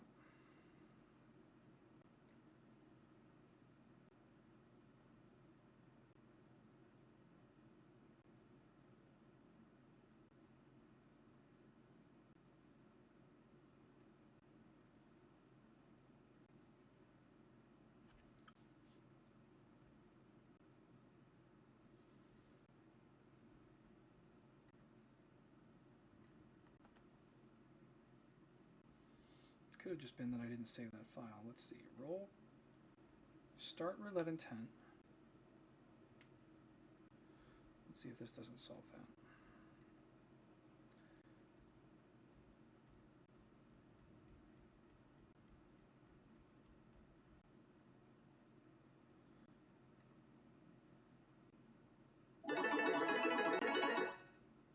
Welcome to the Chatsino.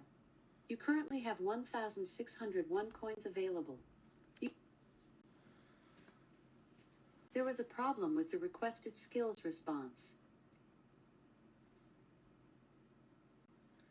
So if we look at roulette.wager, and I'm down a rat hole of trouble.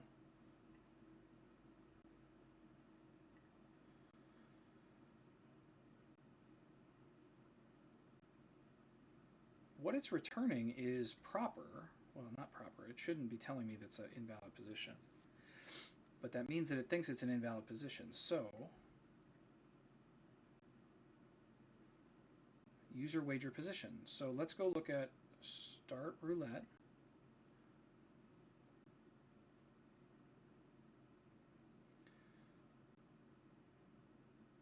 Position.value.id. Isn't that what it's called? If I look at this,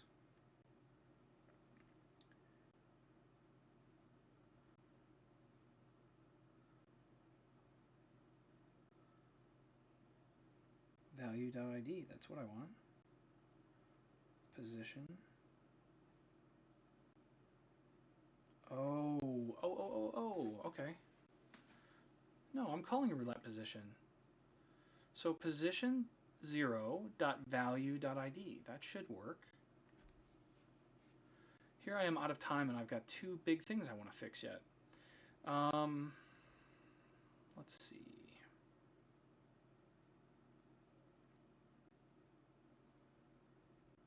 Dot value.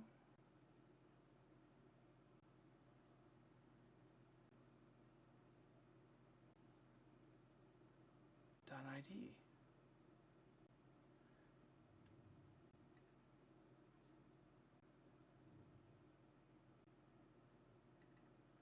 Now let's go look at cashier.isValidPosition.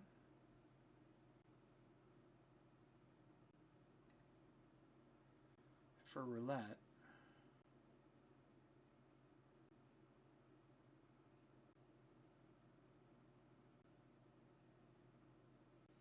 This doesn't make any sense.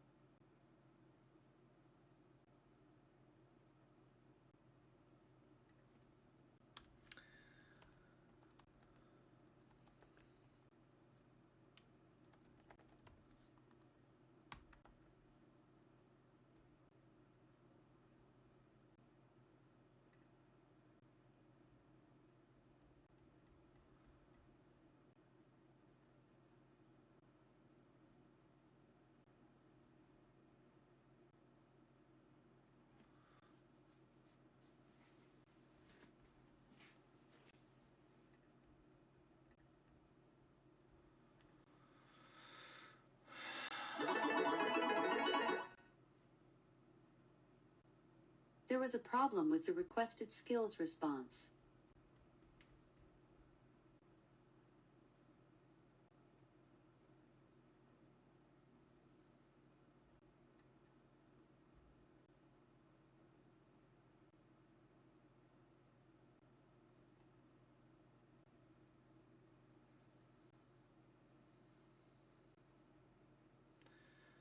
Position is row 2.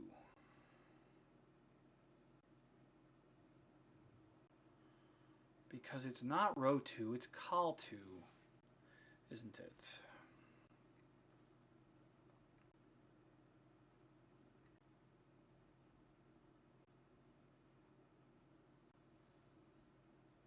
It's column 1. Oh, God, Jeff. Okay.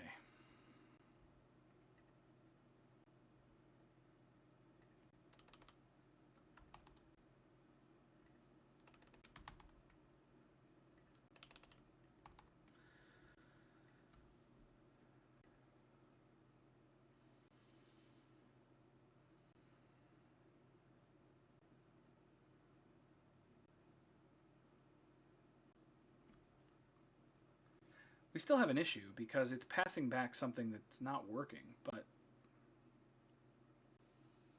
man.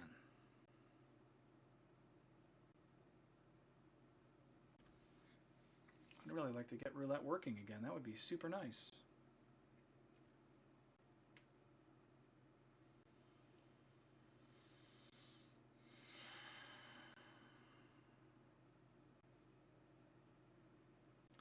Yeah, I'm with you, W. Giorgio, and I'm gonna have to. It's 11 o'clock. I've gotta go here soon. But I'm convinced that I just solved this.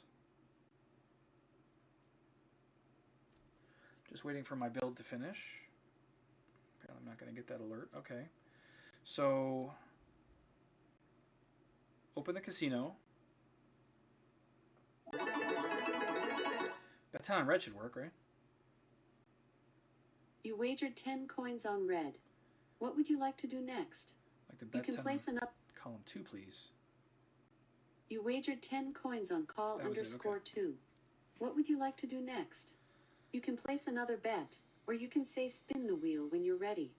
Okay, so start craps. This is where you placed a bet.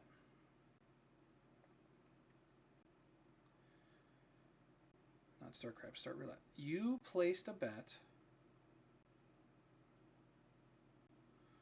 on position.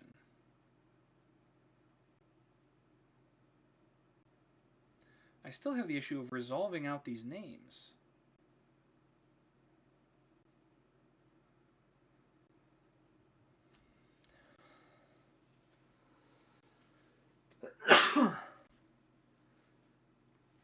Just one, I guess. Is there isn't any reason I can't save the whole... Raising underscore. Raising, thank you for the follow. Welcome to the club. There's a whole casino happening in the chat. You've already been given 100 credits. If you want to check your balance, just type ! balance. But you can play slots and roulette and craps. Well, not craps yet. Slots, roulette, and video poker. And give it a try. Jump in the chat. We'd love to have you. Okay.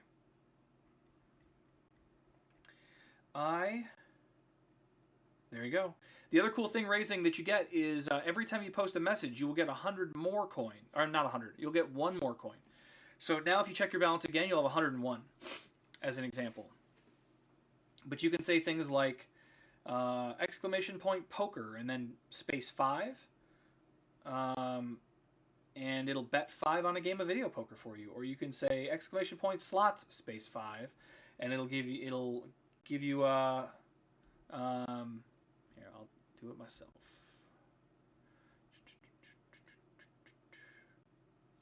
There you go, Raising, you got the idea.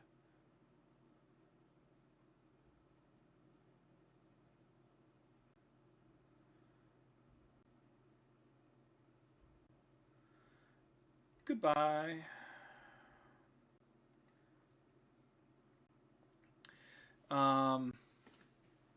Yeah, so that's poker, and then there's slots, and there's roulette. Roulette's a little more complicated because you have to tell it where you want to put your bet. So like red or black or odd or 7 or whatever.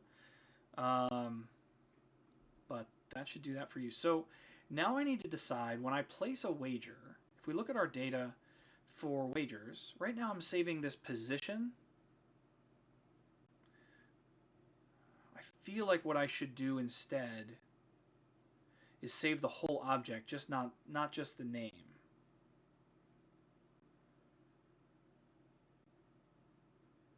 But that's certainly going to break things for me later. And I really want to just resolve this out easily.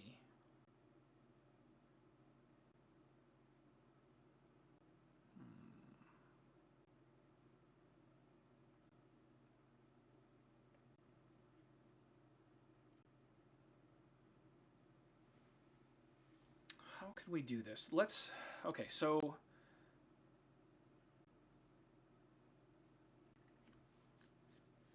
I need this position to be the real position. So I think what I need to say is we'll just do a const position name equals result dot position, and then we'll do const position object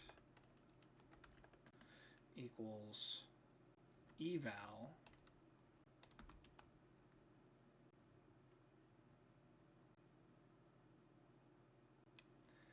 we can do chatsino dot roulette dot position,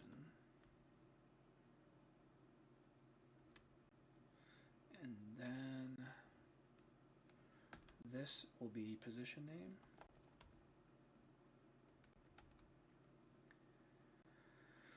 I don't really need that other variable. We can just put result.position right in here.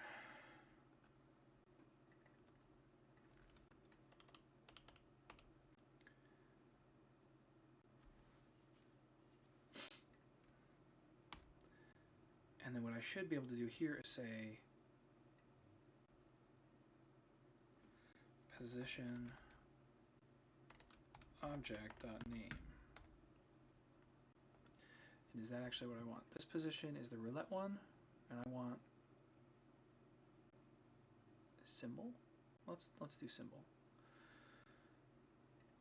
So this is going to become symbol.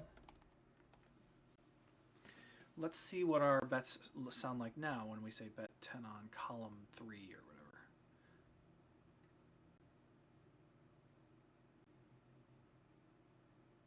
You wagered 10 coins on column 2.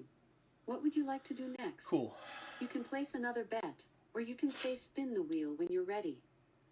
I don't love doing this, but I feel like it's a lot more work to go another direction. So we're going to take this, and we're solving both of our bets here, both of our issues.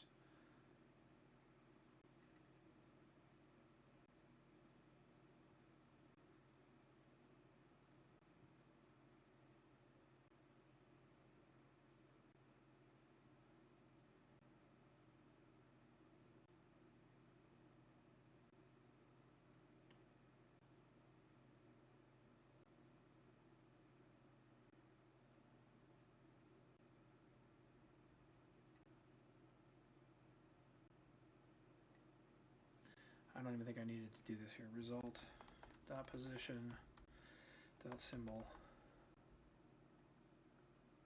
I think would have done the same thing for me. You wagered 10 coins on undefined. Okay. What would you like to do next? You can place another bet, or you can say spin the wheel when you're ready. So now when we come into roll craps, though, this is where we were having the issue. And so now what we want to be able to say is, you wager this, but it's not on position. It's going to be this new value.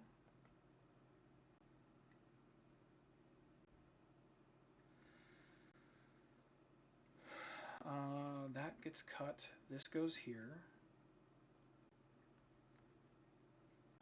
And then this is going to be position object dot name. What do we have for when we get into craps? These don't have a symbol, but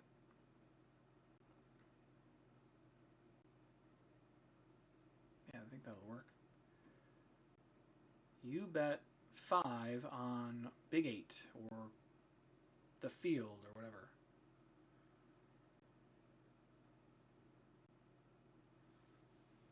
Wow, Mr. Smoofy taking the lead. All right, let's give that a try. So if I say bet 10 on hard 8. You wagered 10 coins on hard 8. What would you like to do next? You can place another bet, or you can say, roll.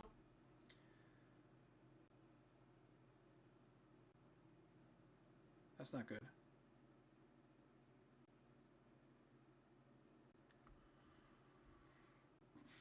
The requested skill did not provide a valid response. Field result cannot accept the provided value. Okay. What is the value that I'm trying to put in result? A number.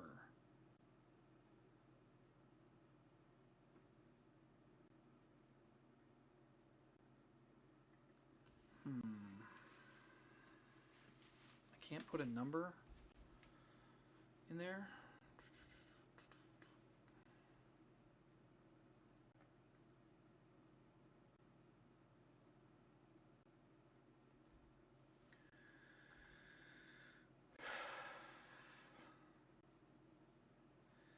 Invalid value for column. Field result cannot accept the provided value.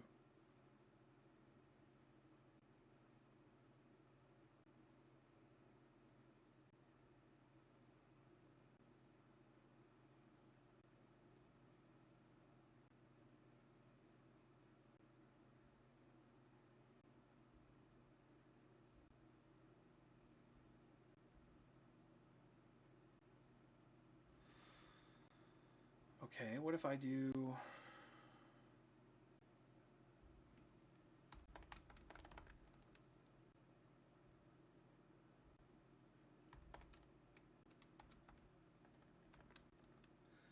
What if I do that?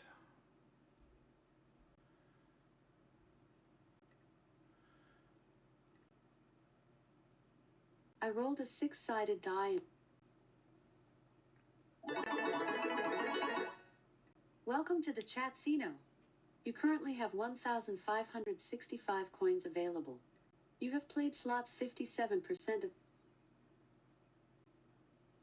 Jeff, there was an error. What should we do now? Okay, I really need to go...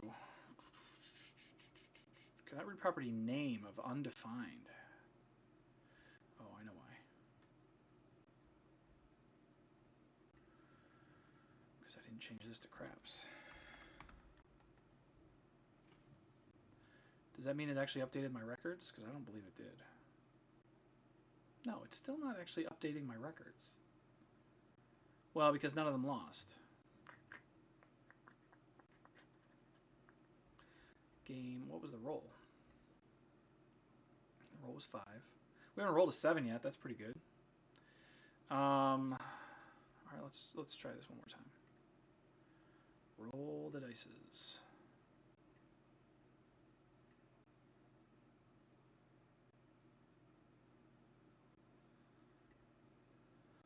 What should we do now? The requested skill did not... Welcome to the Chatsino. You currently have 1,500...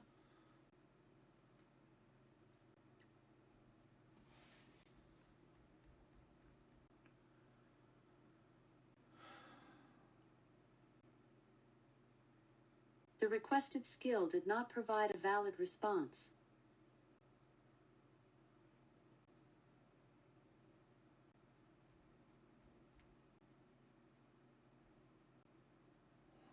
One more time.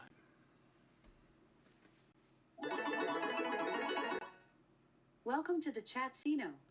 You currently have 1,572 coins available. You have...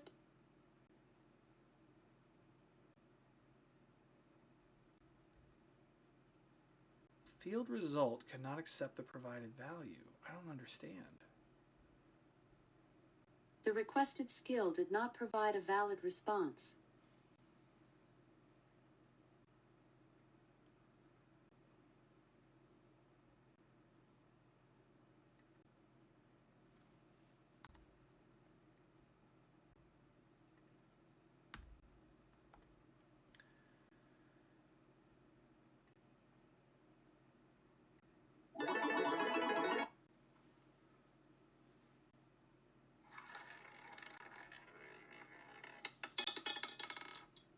You rolled 12. It was a 6 and a 6. You bet 5 on pass line, you bet 10 on hard 6, you bet 5 on hard 4, you bet 10 on hard 6, you bet 10 on hard 8, you lost a total of 0 coins, which brings your total to 1,576. What would you like to do now?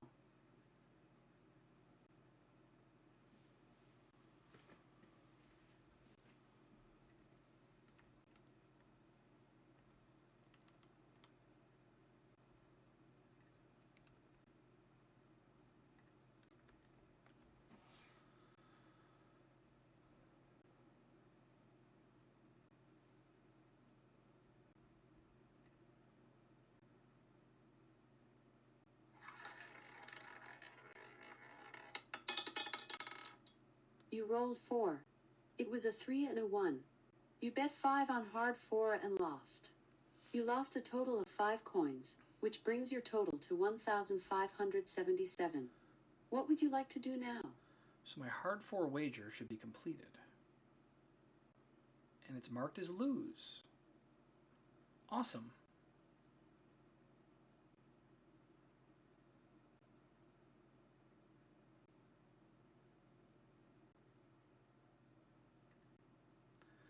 Still don't understand why I can't put numbers in here, but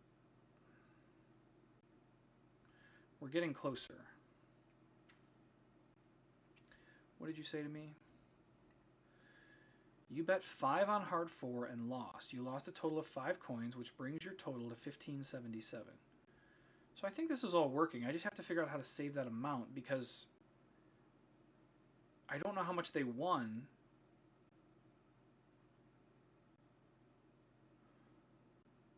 When they win.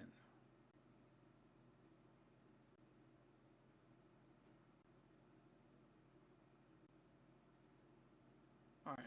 Well, time for a to-do. This doesn't work. Need to save the value.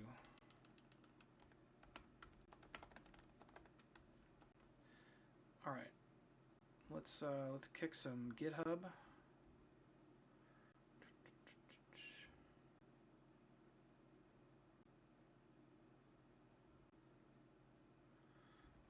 Almost done with craps.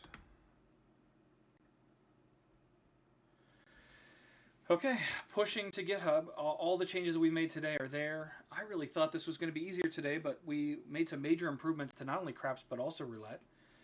So that is all excellent. Raising's got himself some money now. But you don't have that much. All right, so with that, I'm going to sign off for today, but I'll be back again tomorrow morning. We're going to crush this. We just need to figure out how to save the value to the result so that we can tell users when they win how much they won.